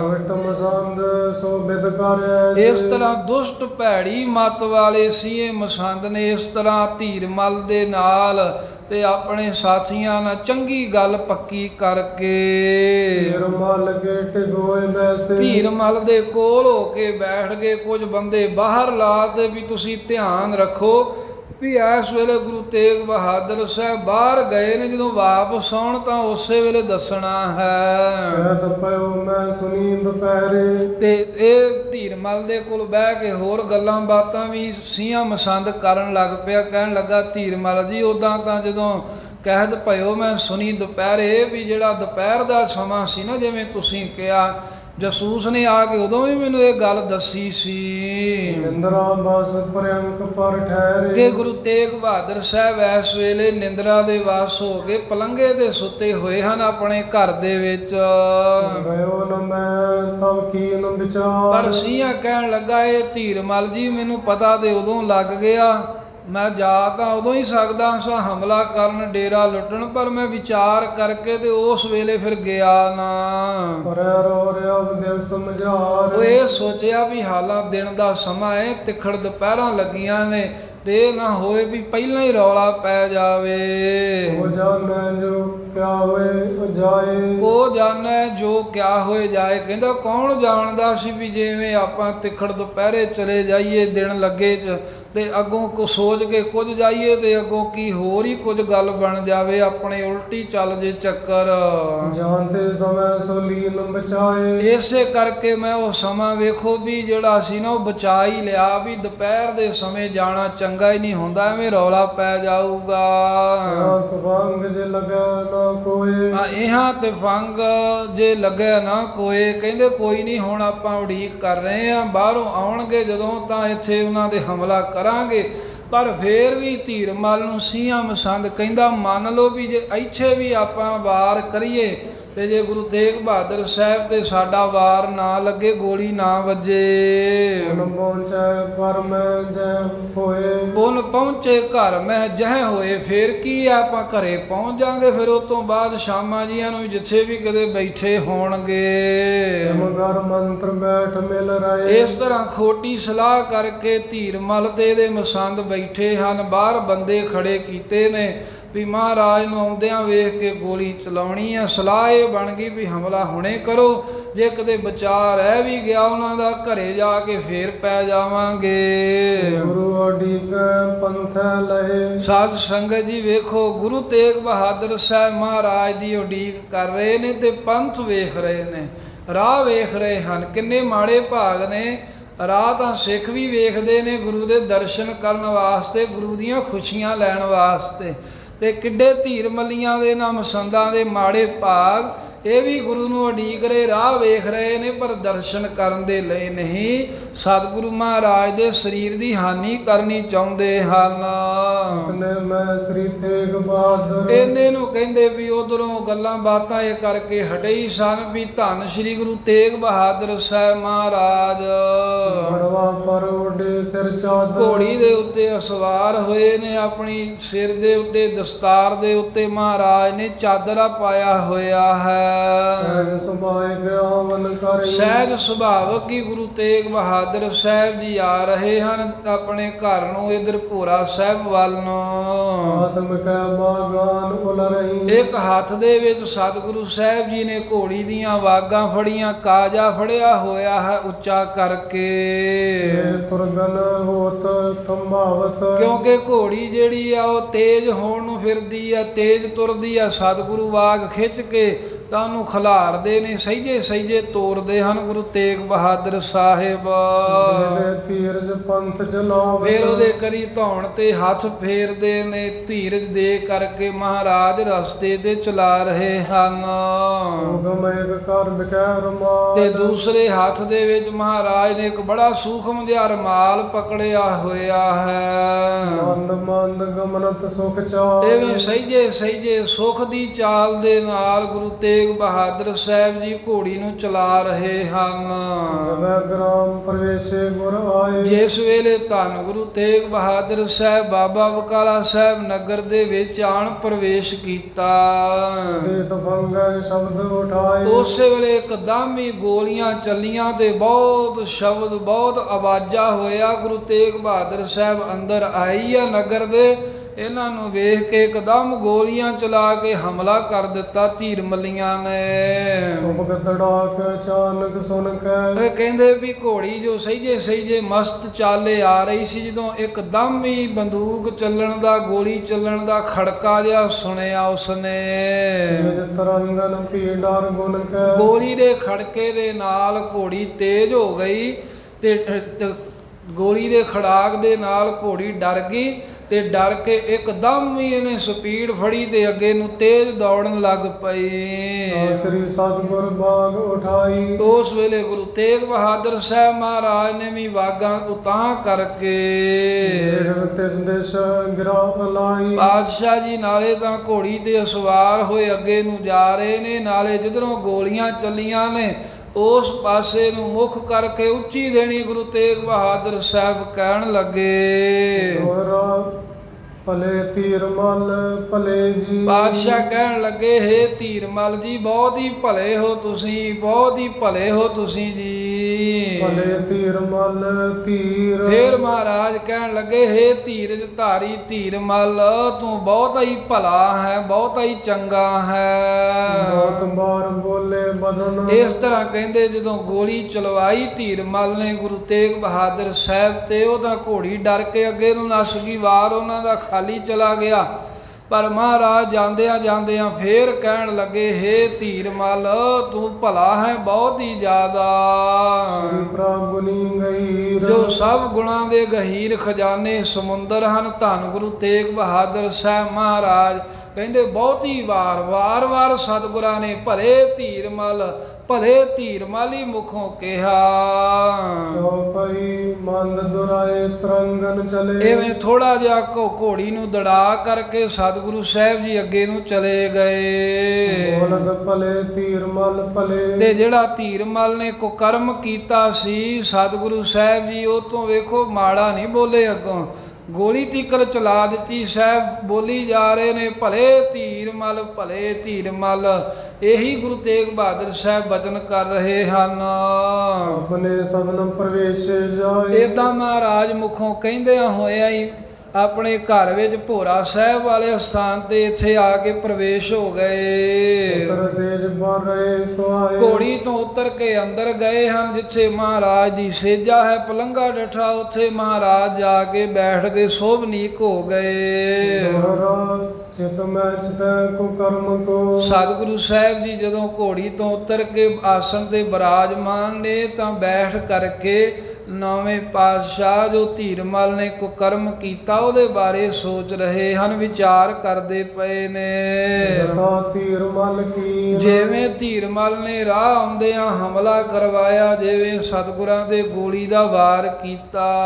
ਸਾਡੀ ਅਪਰਕਤੇ ਕਈ। ਮਹਾਰਾਜ ਸਾਹਿਬ ਵਿਚਾਰ ਕਰਦੇ ਨੇ ਵੀ ਇਹ ਵੇਖੋ ਵੀ ਜਿੰਨੇ ਵੀ ਹੋਰ ਇਸ ਤੋਂ ਬਗੈਰ ਸੋਢੀ ਹਨ, ਵੈਸ਼ ਬੁੱਧ ਮੈਂ ਪੀਨ। ਇਹ ਸਾਰੇ ਦਵੈਸ਼ ਈਰਖਾ ਵੈਰ ਵਿਰੋਧ ਵਾਲੀ ਬੁੱਧੀ ਦੇ ਵਿੱਚ ਹੀ ਭਿੱਜੇ ਹੋਏ ਨੇ, ਐਵੇਂ ਵੈਰ ਹੀ ਕਰਦੇ ਹਨ ਖਾਮਖਾ। ਬਈ ਤਉ ਕਰਤ ਸਭੇ ਨੂੰ ਪਰਦਾਇਆ। ਵੇਖੋ ਸਾਧ ਸੰਗਤ, ਧੀਰਮਲ ਨੇ ਵੀ ਮਾੜਾ ਕੀਤਾ, ਬਾਕੀ ਸੋਢੀ ਵੀ ਗੁਰੂ ਤੇਗ ਬਹਾਦਰ ਸਾਹਿਬ ਮਹਾਰਾਜ ਨਾਲ ਮਾੜਾ ਕਰਦੇ ਸੋਚਦੇ ਨੇ, ਪਰ ਫੇਰ ਵੀ ਤਉ ਕਰਤ ਸਭਨ ਪਰਦਇਆ, ਫੇਰ ਵੀ ਮਾੜਾ ਨਹੀਂ ਗੁਰੂ ਤੇਗ ਬਹਾਦਰ ਸਾਹਿਬ ਕਹਿੰਦੇ, ਫੇਰ ਵੀ ਸਾਰਿਆਂ ਦੇ ਦਇਆ ਹੀ ਕਰ ਰਹੇ ਹਨ ਮਹਾਰਾਜ। ਸਤਿਗੁਰੂ ਸਾਹਿਬ ਇਹੀ ਵਿਚਾਰ ਕਰ ਰਹੇ ਨੇ ਦਇਆ ਕਰਕੇ। ਅਨ ਕ੍ਰੋਧ ਜ ਲੋਭੀ ਮਾਇਆ। ਕਹਿੰਦੇ ਵੀ ਇਹਨਾਂ ਦਾ ਕਸੂਰ ਕੋਈ ਨਹੀਂ, ਅਸਲ 'ਚ ਜਿਹੜਾ ਮਾਇਆ ਦਾ ਲੋਭੀ ਹੁੰਦਾ ਹੈ ਨਾ, ਉਹਦੇ ਅੰਦਰ ਮੱਲੋ ਮੱਲੀ ਇਹੋ ਜਿਹਾ ਕ੍ਰੋਧ ਆਉਂਦਾ ਹੀ ਹੈ ਵੀ ਸਾਨੂੰ ਰੁਪਏ ਪੈਸੇ ਮਿਲਣ, ਸਾਡੀ ਵਡਿਆਈ ਹੋਵੇ। ਮਾਇਆ ਦੇ ਲੋਭੀ ਬੜੇ ਫਿਰ ਕ੍ਰੋਧੀ ਹੋ ਜਾਂਦੇ, ਕਾਤਲ ਬਣ ਜਾਂਦੇ ਹਨ। ਅੰਤਰ ਅੰਦੇ ਗਿਆਨ ਬਿਹੁਨੇ। ਧੰਨ ਗੁਰੂ ਤੇਗ ਬਹਾਦਰ ਸਾਹਿਬ ਏਦਾਂ ਦਾ ਵਿਚਾਰ ਕਰਦੇ ਵੀ ਇਹਨਾਂ ਨੂੰ ਕੀ ਆਖੀਏ, ਪਾਪੀਆਂ ਨੂੰ, ਇਹ ਅੰਦਰੋਂ ਹੀ ਅੰਨੇ ਹਨ, ਗਿਆਨ ਤੋਂ ਰਹਿਤ ਨੇ, ਗਿਆਨ ਦਾ ਇਹਨਾਂ ਨੂੰ ਚਾਨਣ ਨਹੀਂ। ਬਾਹਰ ਭਾਵੇਂ ਅੱਖਾਂ ਡੇਲੇ ਮੋਟੇ ਮੋਟੇ ਆ, ਪਰ ਬਾਹਰ ਦੀਆਂ ਅੱਖਾਂ ਦੇ ਹੁੰਦਿਆਂ ਵੀ ਅੰਦਰੋਂ ਅਗਿਆਨਤਾ ਦੇ ਹਨੇਰੇ ਕਰਕੇ ਅੰਨੇ ਹੋਏ ਪਏ ਹਨ। ਸ਼ਾਂਤੀ ਸਤ ਸੰਤੋਖ ਤੇ ਉਹਨੇ। ਫਿਰ ਮਹਾਰਾਜ ਵਿਚਾਰਦੇ ਵੀ ਇਹਨਾਂ ਦੇ ਵਿੱਚ ਜਨਮ ਤਾਂ ਚਲੋ ਇਹਨਾਂ ਲਿਆ ਵੀ ਸੋਢ ਬੰਸ ਵਿੱਚ, ਨਾ ਸ਼ਾਂਤੀ ਆਦਿਕ ਗੁਣ ਹੈ ਤੇ ਨਾ ਇਹਨਾਂ ਦੇ ਵਿੱਚ ਕੋਈ ਸੱਤ ਹੈ, ਨਾ ਸੰਤੋਖ ਹੈ, ਨਾ ਚੀਜ਼ਾਂ ਤੋਂ ਖਾਲੀ ਹਨ। ਤਾਬਈ ਰਖਾਦ ਕਤ ਪਾਏ। ਈਰਖਾ ਦੇ ਤਾਪ ਨੇ ਇਹਨਾਂ ਨੂੰ ਬਹੁਤਾ ਹੀ ਤਪਾਇਆ ਹੋਇਆ, ਐਵੇਂ ਸੜਦੇ ਭੁੱਜਦੇ ਰਹਿੰਦੇ ਹਨ। ਜਿਵੇਂ ਚੁੱਲ੍ਹੇ ਤੇ ਚੜਿਆ ਕੋਈ ਵੀ ਭਾਂਡਾ ਹੋਵੇ ਉਹ ਹਰ ਸਮੇਂ ਤਪਿਆ ਹੀ ਰਹਿੰਦਾ, ਐਵੇਂ ਈਰਖਾ ਦੀ ਅੱਗ ਦੇ ਚੁੱਲ੍ਹੇ ਦੇ ਚੜੇ ਹੋਏ ਮਹਾਰਾਜ ਕਹਿੰਦੇ ਤਪ ਰਹੇ ਨੇ। ਪ੍ਰਭੂ ਨਾਮ ਬਿਨ ਕਿਉ ਸੁਖ ਪਾਏ। ਹਾਏ ਪਰਮੇਸ਼ਰ ਦੇ ਨਾਮ ਤੋਂ ਬਗੈਰ ਹਨ, ਕਿਵੇਂ ਕਰਕੇ ਇਹਨਾਂ ਨੂੰ ਸੁਖ ਪ੍ਰਾਪਤ ਹੋ ਸਕਦਾ ਹੈ? ਜਿਹੜਾ ਨਾਮ ਨਹੀਂ ਜਪਦਾ ਉਹਨੂੰ ਕਦੀ ਵੀ ਸੁਖ ਨਹੀਂ ਮਿਲਦਾ। ਸਕਨ ਸ਼੍ਰੀ ਤਨ ਹੋਏ। ਐਵੇਂ ਗੁਰੂ ਤੇਗ ਬਹਾਦਰ ਸਾਹਿਬ ਵਿਚਾਰਦੇ ਨੇ ਵੀ ਇਹ ਤਾਂ ਐਵੇਂ ਈਰਖਾ ਕਰਦੇ ਆ, ਅਸੀਂ ਤਾਂ ਆਪਣੇ ਸਿੱਖਾਂ ਦੇ ਪ੍ਰੇਮ ਵਿੱਚ ਬੱਝੇ ਹੋਏ, ਸਿੱਖਾਂ ਦੀ ਕਲਿਆਣ ਵਾਸਤੇ ਹੀ ਵੇਖੋ ਅੱਜ ਹੀ ਪ੍ਰਗਟ ਹੋਏ ਆ। ਸਹਿ ਨਾ ਸਕੈ ਮੂਰਖ ਮਤ ਜੋਏ। ਪਰ ਇਹ ਮੂਰਖ ਮਤ ਮਾਰੇ ਜਿਹੜੇ ਹਨ ਸਾਨੂੰ ਵੇਖ ਕੇ ਸਹਿ ਨਹੀਂ ਸਕੇ, ਇਹਨਾਂ ਕੋ ਸਾਡਾ ਪ੍ਰਗਟ ਹੋਣਾ ਸਹਾਰਿਆ ਹੀ ਨਹੀਂ ਗਿਆ। ਜਾਨ ਭਵਿਖਤ ਕੋ ਬਿਰਤਾਂਤ। ਇਸ ਤਰ੍ਹਾਂ ਭਵਿੱਖ ਦੇ ਵਿੱਚ ਜਿਵੇਂ ਜਿਵੇਂ ਹੋਰ ਖੇਡਾਂ ਵਰਤਣੀਆਂ ਨੇ ਉਹ ਸਾਰੀਆਂ ਜਾਣ ਕਰਕੇ ਬੈਠੇ ਮੌਨ ਤਰੇ ਉਰ ਸ਼ਾਂਤ। ਮਹਾਰਾਜ ਚੁੱਪ ਕਰਕੇ ਐਨ ਸ਼ਾਂਤ ਹੋ ਕੇ ਬੈਠੇ ਨੇ, ਕਿਸੇ ਨੂੰ ਕੁਝ ਘਰੇ ਆ ਕੇ ਜਣਾਇਆ ਨਹੀਂ, ਕਿਸੇ ਦੱਸਿਆ ਨਹੀਂ, ਕਿਸੇ ਨੂੰ ਕੋਈ ਕ੍ਰੋਧ ਨਹੀਂ ਕੀਤਾ, ਕੋਈ ਮਹਾਰਾਜ ਨੇ ਹੜਬੜਬਾਜ਼ੀ ਨਹੀਂ ਕੀਤੀ। ਭਵਿੱਖ ਨੂੰ ਜਾਣਦੇ ਹੋਏ ਵੀ ਭਵਿੱਖ ਵਿੱਚ ਬੜੇ ਵੱਡੇ ਕਾਰਜ ਕਰਨੇ ਹਨ, ਇਹ ਜਾਣ ਕੇ ਗੁਰੂ ਤੇਗ ਬਹਾਦਰ ਸਾਹਿਬ ਮਹਾਰਾਜ ਚੁੱਪ ਨੇ। ਜੋ ਭਵਿੱਖ ਵਿੱਚ ਇਹਨਾਂ ਧੀਰਮਲੀਆਂ ਦੀ ਹਾਲਤ ਹੋਣੀ, ਇਸ ਨੂੰ ਵੀ ਜਾਣ ਕੇ ਚੁੱਪ ਨੇ ਵੀ ਆਪੇ ਹੀ ਮੂਰਖ ਕਰਨੀ ਦਾ ਫਲ ਪਾਉਣਗੇ। ਜਸੂਸ ਨੇ ਕਲ ਲਏ। ਇਸ ਤਰ੍ਹਾਂ ਗੁਰੂ ਤੇਗ ਬਹਾਦਰ ਸਾਹਿਬ ਘਰ 'ਚ ਬਿਰਾਜਮਾਨ ਹਨ। ਇਹਨਾਂ ਨੂੰ ਵੇਖ ਕੇ ਜਿਹੜਾ ਜਸੂਸ ਛੱਡਿਆ ਹੋਇਆ ਸੀ ਧੀਰਮਲੀਆਂ ਨੇ, ਉਹ ਵੇਖ ਕਰਕੇ ਉਹਨੇ ਜਾਣਿਆ ਵੀ ਇਕੱਲੇ ਹੀ ਬੈਠੇ ਹਨ। ਉਹ ਇੱਕ ਦਾਸ ਪਾਸ ਜਿਨ ਲਾਏ। ਵੀ ਕੋਈ ਇੱਕ ਦਾਸ ਹੀ ਹੈ, ਕੋਈ ਇੱਕ ਜਾਂ ਦੋ ਜਿਹੜੇ ਇਹਨਾਂ ਕੋ ਪੱਕੇ ਰਹਿੰਦੇ ਹਨ, ਹੋਰ ਕੋਈ ਬਹੁਤੀ ਸਿੱਖ ਸੰਗਤ ਵੀ ਕੋਲ ਨਹੀਂ ਹੈ। ਤਾਇਲ ਕਰਤ ਬਿਲਾਨ। ਕਹਿੰਦੇ ਵੀ ਬੜੀ ਕਾਹਲੀ ਕਰਦੇ ਆ, ਭੱਜ ਕਰਕੇ ਧੀਰਮਲ ਦੇ ਡੇਰੇ ਦੇ ਵਿੱਚ ਗਿਆ ਜਸੂਸ। ਧੀਰਮਲ ਅਰ ਜਾਮ ਮਸੰਦ। ਜਿੱਥੇ ਧੀਰਮਲ ਤੇ ਸੀਏ ਮਸੰਦ ਤੇ ਹੋਰ ਦੁਸ਼ਟ ਮਸੰਦ ਬੈਠੇ ਸਨ। ਸੰਤ ਦੀਨ ਸਏ ਕਾਕੀ ਆਏ। ਜਾ ਕੇ ਨੇ ਸਾਹੋ ਸਾਈ ਹੋਏ ਨੇ। ਜਸੂਸ ਨੇ ਖਬਰ ਦਿੱਤੀ ਵੀ ਇਹ ਮੌਕਾ ਜੇ ਧੀਰਮਲ ਜੀ ਹੁਣ ਸੀ ਇਹ ਮਸੰਦ ਜੀ ਐ ਸਵੇਰੇ ਗੁਰੂ ਤੇਗ ਬਹਾਦਰ ਸਾਹਿਬ ਇਕੱਲੇ ਹੀ ਹਨ ਘਰ ਵਿੱਚ। ਵੈਰ ਤੇ ਅਭੀ ਬਏ। ਆ ਬਾਹਰੋਂ ਆ ਕੇ ਕਹਿੰਦੇ ਬਸ ਹੁਣੇ ਹੀ ਕੁਝ ਥੋੜਾ ਹੀ ਸਮਾਂ ਹੋਇਆ ਉੱਥੇ ਬੈਠੇ ਹਨ। ਮਸੰਦ ਲੈ ਕਰ ਪਟ ਬ੍ਰਿੰਦ। ਇਸ ਤਰ੍ਹਾਂ ਸਾਧ ਸੰਗਤ ਜੀ ਤਬ ਮਸੰਦ ਲੈ ਕਰ ਭਟ ਬ੍ਰਿੰਦ, ਜਿਹੜਾ ਸੀਆਂ ਮਸੰਦ ਸੀ ਨਾ ਸੁਣਦਿਆਂ ਸਾਰੀ ਝਾਟੀ ਆਪਣੇ ਨਾਲ ਦੇ ਸਾਥੀ ਲੈ ਕੇ ਚਲਦੇ ਪਏ ਕਸੋਨ ਬਿਲੰਦ। ਤੇ ਉਸੇ ਵੇਲੇ ਤੁਰ ਪਿਆ ਗੁਰੂ ਤੇਗ ਬਹਾਦਰ ਸਾਹਿਬ ਨੂੰ ਤੇ ਹਮਲਾ ਕਰਨ ਡੇਰਾ ਲੁੱਟਣ ਵਾਸਤੇ। ਤੇ ਜਦੋਂ ਤੁਰਿਆ ਨਾ ਚੱਲ ਤੇ ਉਹ ਭਏ ਕੋਸੌਨ ਬਿਲੰਦ, ਕਹਿੰਦੇ ਬਹੁਤ ਹੀ ਕੁਸ਼ਗਨ ਹੋਏ ਜਦੋਂ ਇਹ ਤੁਰਿਆ ਹੈ। ਨੇ ਦਿਸ ਮੈਂ ਹੋਈ। ਆ ਤੁਰਦੇ ਸਮੇਂ ਸੱਜੇ ਪਾਸੇ ਕਿਸੇ ਨੇ ਛਿੱਕ ਮਾਰ ਦਿੱਤੀ। ਸਨਮੁਖ ਪੌਣ ਧੂਰ ਮੁਖ ਗੋਈ। ਤੇ ਸਾਹਮਣੇ ਉਹ ਕਹਿੰਦੇ ਵੀ ਤੇਜ਼ ਹਵਾ ਮੁਖ ਵੱਲ ਨੂੰ ਆਈ, ਘਟਾ ਮਿੱਟੀ ਉੱਡ ਕੇ ਅੱਖਾਂ ਜਾਣ ਪਿਆ। ਨਾਮ ਮਲੋਚਨ ਫਰਕਣ ਲੱਗ। ਆ ਖੱਬੇ ਅੱਖਾਂ ਇਹਨਾਂ ਦੀਆਂ ਸਾਰੀਆਂ ਫਰਕਣ ਲੱਗ ਪਈਆਂ। ਬੂਟਿਓ ਇੱਕ ਆਵਤ ਆਗਾ। ਤੇ ਸਾਹਮਣੇ ਹਵਾ ਜੁੜਿਆ ਹੋਇਆ ਇੱਕ ਘੜਾ ਆਉਂਦਾ ਰਿੜਦਾ ਵੇਖਿਆ ਤੇ ਫੁੱਟ ਗਿਆ। ਘੜਾ ਫੁੱਟਿਆ ਇਹ ਵੀ ਕੁਸਗਨ ਮੰਨਿਆ। ਧੀਰਮਲ ਤਵ ਕੀਨ ਹਟਾਵ। ਇਹ ਵੇਖ ਕੇ ਧੀਰਮਲ ਕਹਿੰਦਾ ਸੀ ਮਸੰਦ ਨੂੰ ਵੀ ਰੁਕ ਜਾਓ ਹਾਲੇ ਨਾ ਜਾਓ। ਹਰ ਟਟੀ ਇੱਕ ਮੈਂ ਕਰ ਜਾਵਨ। ਕਹਿੰਦੇ ਇੱਕ ਘੜੀ ਰੁਕ ਜਾਓ ਫੇਰ ਜਾਇਓ ਤੁਸੀਂ, ਹੁਣ ਠਹਿਰ ਜਾਓ। ਐਵੇਂ ਕੁਸਗਨ ਮੰਨੇ ਆ। ਪਰ ਸਾਧ ਸੰਗਤ ਜੀ ਹੁਣ ਆਪਣੇ ਵਿਚਾਰ ਜਦੋਂ ਇਦਾਂ ਆਪਾਂ ਕੋਈ ਬਚਨ ਆਉਂਦਾ ਨਾ ਕਰਦੇ ਆ ਵੀ ਇਹ ਕੁਸਗਨ ਹੋਏ ਮੰਨੇ ਧੀਰ ਮੱਲੀਏ ਨੇ। ਇਹਨੇ ਵੇਖਿਆ ਵੀ ਕਿਸੇ ਨੇ ਛਿੱਕ ਮਾਰਤੀ ਸੱਜੇ ਪਾਸੇ। ਇਹਨੇ ਵੇਖਿਆ ਵੀ ਸਾਹਮਣੋਂ ਹਵਾ ਆਈ ਹੈ ਤੇ ਅੱਖਾਂ ਵੱਲ ਨੂੰ ਆ ਕੇ ਘਟਾ ਉੱਡਿਆ। ਇਹਨੂੰ ਵੀ ਮਾੜਾ ਮੰਨਿਆ। ਘੜਾ ਟੁੱਟਾ ਵੇਖਿਆ, ਕਦੀ ਅੱਖ ਫਰਕੀ ਵੇਖੀਏ, ਕੁਸਗਨ ਮੰਨਿਆ। ਕੀ ਗੁਰਮਤਿ ਹੈ ਇਹ ਹੁੰਦੇ ਹਨ ਪਰ ਕਿਹਨਾਂ ਨੂੰ ਲੱਗਦੇ ਨੇ ਸਾਧ ਸੰਗਤ? ਗੁਰਬਾਣੀ ਦਾ ਫੈਸਲਾ ਹੈ ਸਗਨ ਅਪਸਗਨ ਤਿਸ ਕੋ ਲੱਗੈ ਜਿਸ ਚੀਤ ਨਾ ਆਵੈ ਨਾਉ। ਜਿਨ੍ਹਾਂ ਨੂੰ ਰੱਬ ਦਾ ਨਾਮ ਨਹੀਂ ਨਾ ਚੇਤੇ ਉਹਨਾਂ ਨੂੰ ਸਾਰਾ ਕੁਝ ਇਹ ਲੱਗਦਾ ਜੇ। ਜਿਹੜੇ ਰੱਬ ਦਾ ਨਾਮ ਜਪਦੇ ਉਹਨਾਂ ਦੇ ਨਹੀਂ ਇਹ ਚੀਜ਼ਾਂ ਅਸਰ ਕਰਦੀਆਂ। ਹੁਣ ਧੀਰ ਮੱਲੀਏ ਇਹ ਕਿਤੇ ਨਾਮ ਜਪਣ ਵਾਲੇ ਲੋਭੀ ਪਖੰਡੀ ਪਾਪੀ ਬੈਠੇ ਨੇ। ਇਸ ਕਰਕੇ ਡਰ ਰਹੇ ਨੇ ਵੀ ਕੋਈ ਖੱਬੀ ਅੱਖ ਫਰਕ ਗਈ, ਕੋਈ ਕਹਿੰਦਾ ਵੀ ਇਹਨੇ ਛਿੱਕ ਮਾਰਤੀ, ਕੋਈ ਕਹਿੰਦਾ ਵੀ ਘੜਾ ਟੁੱਟਾ ਵੇਖ ਲਿਆ। ਇਹ ਗੱਲਾਂ ਆਮ ਹੀ ਸਾਡੇ ਲੋਕ ਕਰਦੇ ਆ। ਸਾਹਮਣੇ ਉਹ ਖਾਲੀ ਕਹਿੰਦੇ ਕੋਈ ਬਾਲਟਾ ਜਾਂ ਟੋਕਰਾ ਲਈ ਆਵੇ, ਘਰੋਂ ਨਿਕਲਦੇ ਆ ਮਾਈਆਂ ਸਮਝਦੀਆਂ ਵੀ ਹੁਣ ਕੰਮ ਨਹੀਂ ਹੋਣਾ। ਘਰ ਚੋਂ ਬਾਹਰ ਨਿਕਲਦੇ ਆ ਕਿਹੜਾ ਪੈਰ ਪਹਿਲਾਂ ਰੱਖਣਾ ਹੈ। ਜੇ ਕਿਤੇ ਗਧਾ ਹਿਣਕ ਜੇ ਉਹਨੂੰ ਵੀ ਮਾੜਾ ਮੰਨਦੇ ਹਨ। ਜੋ ਕੁਝ ਮੰਨਦੇ ਨੇ ਬਿਲਕੁਲ ਸਭ ਕੁਝ ਹੈ, ਪਰ ਉਹਨਾਂ ਵਾਸਤੇ ਜਿਹੜੇ ਗੁਰੂ ਸਾਹਿਬ ਦੀ ਬਾਣੀ ਨਹੀਂ ਪੜ੍ਹਦੇ, ਜਿਹੜੇ ਗੁਰੂ ਸਾਹਿਬ ਦਾ ਨਾਮ ਨਹੀਂ ਜਪਦੇ। ਇਹ ਹੁਣ ਇਹ ਬਚਨ ਹੁੰਦੇ ਆ, ਕਈ ਇਹ ਵਿੱਚੋਂ ਛੱਡ ਕੇ ਅੱਗੇ ਲੰਘ ਜਾਂਦੇ ਆ। ਹੁਣ ਗੱਲ ਖੋਲ੍ਹਣ ਵਾਲੀ ਹੁੰਦੀ ਜਦੋਂ ਆਪਾਂ ਕਰ ਦਿੰਦੇ ਆ ਨਾ, ਤਾਂ ਫਿਰ ਕਈ ਇੱਦਾਂ ਵੀ ਬਾਹਰ ਕਹਿੰਦੇ ਥੋੜ੍ਹੇ ਗੱਲ ਪਹਿਲਾਂ ਗੱਲ ਚੱਲੀ ਵੀ ਇਹ ਹਿੰਦੂ ਮਾਈਂਡਡ ਜੀ ਕਥਾ ਕਰਦੇ ਆ। ਹਿੰਦੂ ਮਾਈਂਡਡ ਹੁਣ ਗੱਲ ਖੁੱਲ੍ਹਣੀ ਤੇ ਹੈ ਵੀ ਇਹਨੂੰ ਲੋਕ ਮਾੜਾ ਮੰਨਦੇ ਆ। ਤੇ ਕੀ ਆਪਾਂ ਗੁਰੂ ਸਾਹਿਬ ਨੂੰ ਪੁੱਛੀਏ ਮਹਾਰਾਜ ਇਹ ਗੱਲਾਂ ਮਾੜੀਆਂ ਹੁੰਦੀਆਂ? ਕੋਈ ਅਪਸ਼ਗਨ ਕੁਸ਼ਗਨ ਹੁੰਦੇ ਹਨ ਤਾਂ ਫਿਰ ਗੁਰੂ ਸਾਹਿਬ ਜੋ ਕਹਿਣ ਆਪਾਂ ਤੇ ਉਹ ਮੰਨਣਾ ਹੈ ਨਾ। ਗੁਰੂ ਸਾਹਿਬ ਕਹਿੰਦੇ ਹੁੰਦੇ ਨੇ, ਫਿਰ ਮਹਾਰਾਜ ਮੰਨੀਏ। ਕਹਿੰਦੇ ਮੰਨੀ ਜਾਓ। ਜੇ ਨਾਮ ਨਹੀਂ ਜਪਣਾ ਉਹੀ ਤੁਕ ਦੁਹਰਾ ਲਓ। ਸਗਨ ਅਪਸ਼ਗਨ ਤਿਸ ਕੋ ਲੱਗਾ ਜਿਸ ਚੀਤ ਨਾ ਆਵੇ ਨਾਉ। ਜਿਹੜੇ ਰੱਬ ਦਾ ਨਾਮ ਨਹੀਂ ਜਪਦੇ ਉਹਨਾਂ ਦੇ ਇਹ ਚੀਜ਼ਾਂ ਸਾਰੀਆਂ ਲਾਗੂ ਹੁੰਦੀਆਂ ਜੇ। ਤੇ ਜਿਹੜੇ ਨਾਮ ਜਪਦੇ ਨੇ ਉਹਨਾਂ ਦੇ ਨੇੜੇ ਵੀ ਇਹ ਗੱਲ ਨਹੀਂ ਆਉਂਦੀ। ਉਹਨਾਂ ਦੇ ਕੋਈ ਅਸਰ ਨਹੀਂ ਜੇ ਇਹਨਾਂ ਚੀਜ਼ਾਂ ਦਾ ਹੁੰਦਾ। ਜਿਹੜੇ ਕਹਿੰਦੇ ਹਨ ਵਾਹਿਗੁਰੂ ਵਾਹਿਗੁਰੂ ਵਾਹਿਗੁਰੂ ਵਾਹਿਗੁਰੂ ਵਾਹਿਗੁਰੂ ਵਾਹਿਗੁਰੂ ਵਾਹਿਗੁਰੂ ਵਾਹਿਗੁਰੂ ਵਾਹਿਗੁਰੂ ਵਾਹਿਗੁਰੂ ਵਾਹਿਗੁਰੂ ਵਾਹਿਗੁਰੂ ਵਾਹਿਗੁਰੂ ਵਾਹਿਗੁਰੂ ਵਾਹਿਗੁਰੂ ਵਾਹਿਗੁਰੂ ਵਾਹਿਗੁਰੂ ਵਾਹਿਗੁਰੂ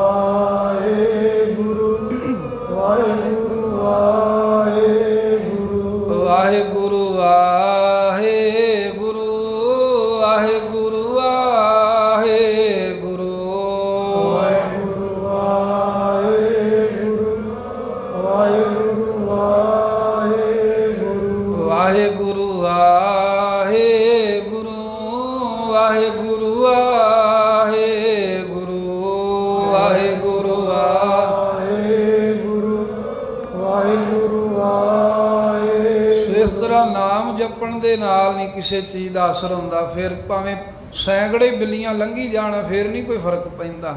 ਜਿੰਨਾ ਮਰਜ਼ੀ ਕੋਈ ਛਿੱਕਾ ਮਾਰੀ ਜਾਣ, ਭਾਵੇਂ 100 ਜਾਣਾ ਰਲ ਕੇ ਮਾਰਦੇ, ਫੇਰ ਨਹੀਂ ਪੈਂਦਾ। ਪਰ ਜਦੋਂ ਨਹੀਂ ਜਪਦੇ ਫਿਰ ਸਾਰਾ ਕੁਝ ਹੀ ਅਸਰ ਪੈਂਦਾ ਹੈ। ਇਹ ਧੀਰਮਲ ਤੇ ਵੀ ਪਿਆ ਹੈ ਅਸਰ। ਇਹ ਆਪਣੇ ਸਾਥੀਆਂ ਨੂੰ ਰੋਕ ਰਿਹਾ ਵੀ ਨਾ ਜਾਓ, ਕਹਿੰਦਾ ਵੀ ਸ਼ਗਨ ਮਾੜੇ ਹੋ ਗਏ ਹੈ। ਉਹ ਕਾਰਨ ਹੈ ਵੀ ਬਾਣੀ ਨਾਲੋਂ ਸੇਵਾ ਸਿਮਰਨ ਨਾਲੋਂ ਟੁੱਟਾ ਏ। ਉਹ ਕਹਿਣ ਨੂੰ ਭਾਵੇਂ ਗੁਰੂ ਗ੍ਰੰਥ ਸਾਹਿਬ ਦਾ ਸਰੂਪ ਵੀ ਇਹਦੇ ਕੋਲ ਸੀ। ਸੋ ਇਸ ਤਰ੍ਹਾਂ ਇਹ ਧੀਰਮਲ ਰੋਕ ਰਿਹਾ ਹੈ। ਪਰ ਸੀਆ ਮਸੰਦ ਫਿਰ ਵੀ ਮੱਲੋ ਮੱਲੀ ਜਿਵੇਂ ਜਾ ਕੇ ਮਹਾਰਾਜ ਸਾਹਿਬ 'ਤੇ ਹਮਲਾ ਕਰਦਾ, ਜਿਵੇਂ ਸਤਿਗੁਰਾਂ ਦਾ ਡੇਰਾ ਲੁੱਟ ਕੇ ਖੜਦੇ ਹਨ। ਮੱਖਣ ਸ਼ਾਹ ਜੀ ਜਿਵੇਂ ਫਿਰ ਉਹ ਐਕਸ਼ਨ ਦਾ ਰਿਐਕਸ਼ਨ ਦਿੰਦੇ ਨੇ। ਉਹ ਸਾਰੀ ਕਥਾ ਜਿਹੜੀ ਆਉਣ ਵਾਲੇ ਸਮੇਂ ਦੇ ਵਿੱਚ ਆਪਾਂ ਸਰਵਣ ਕਰਾਂਗੇ। ਗੁਰੂ ਸਾਹਿਬ ਦੇ ਪਵਿੱਤਰ ਇਤਿਹਾਸ ਨੂੰ, ਕਥਾ ਨੂੰ ਕਹਿੰਦਿਆਂ ਸੁਣਦਿਆਂ ਅਨੇਕਾਂ ਭੁੱਲਾਂ ਗਲਤੀਆਂ ਹੋਈਆਂ। ਗੁਰੂ ਸਾਹਿਬ ਵੀ ਤੇ ਸੰਗਤ ਵੀ ਬਖਸ਼ਣਹਾਰ ਹੈ, ਬਖਸ਼ ਲੈਣਾ। ਧੀਰਮਲ ਤਵ ਕੀ ਨ ਟਾਵਨ, ਠਹਿਰ ਖਟੀਅਤ ਮੈਂ ਕਰ ਜਾਵਨ।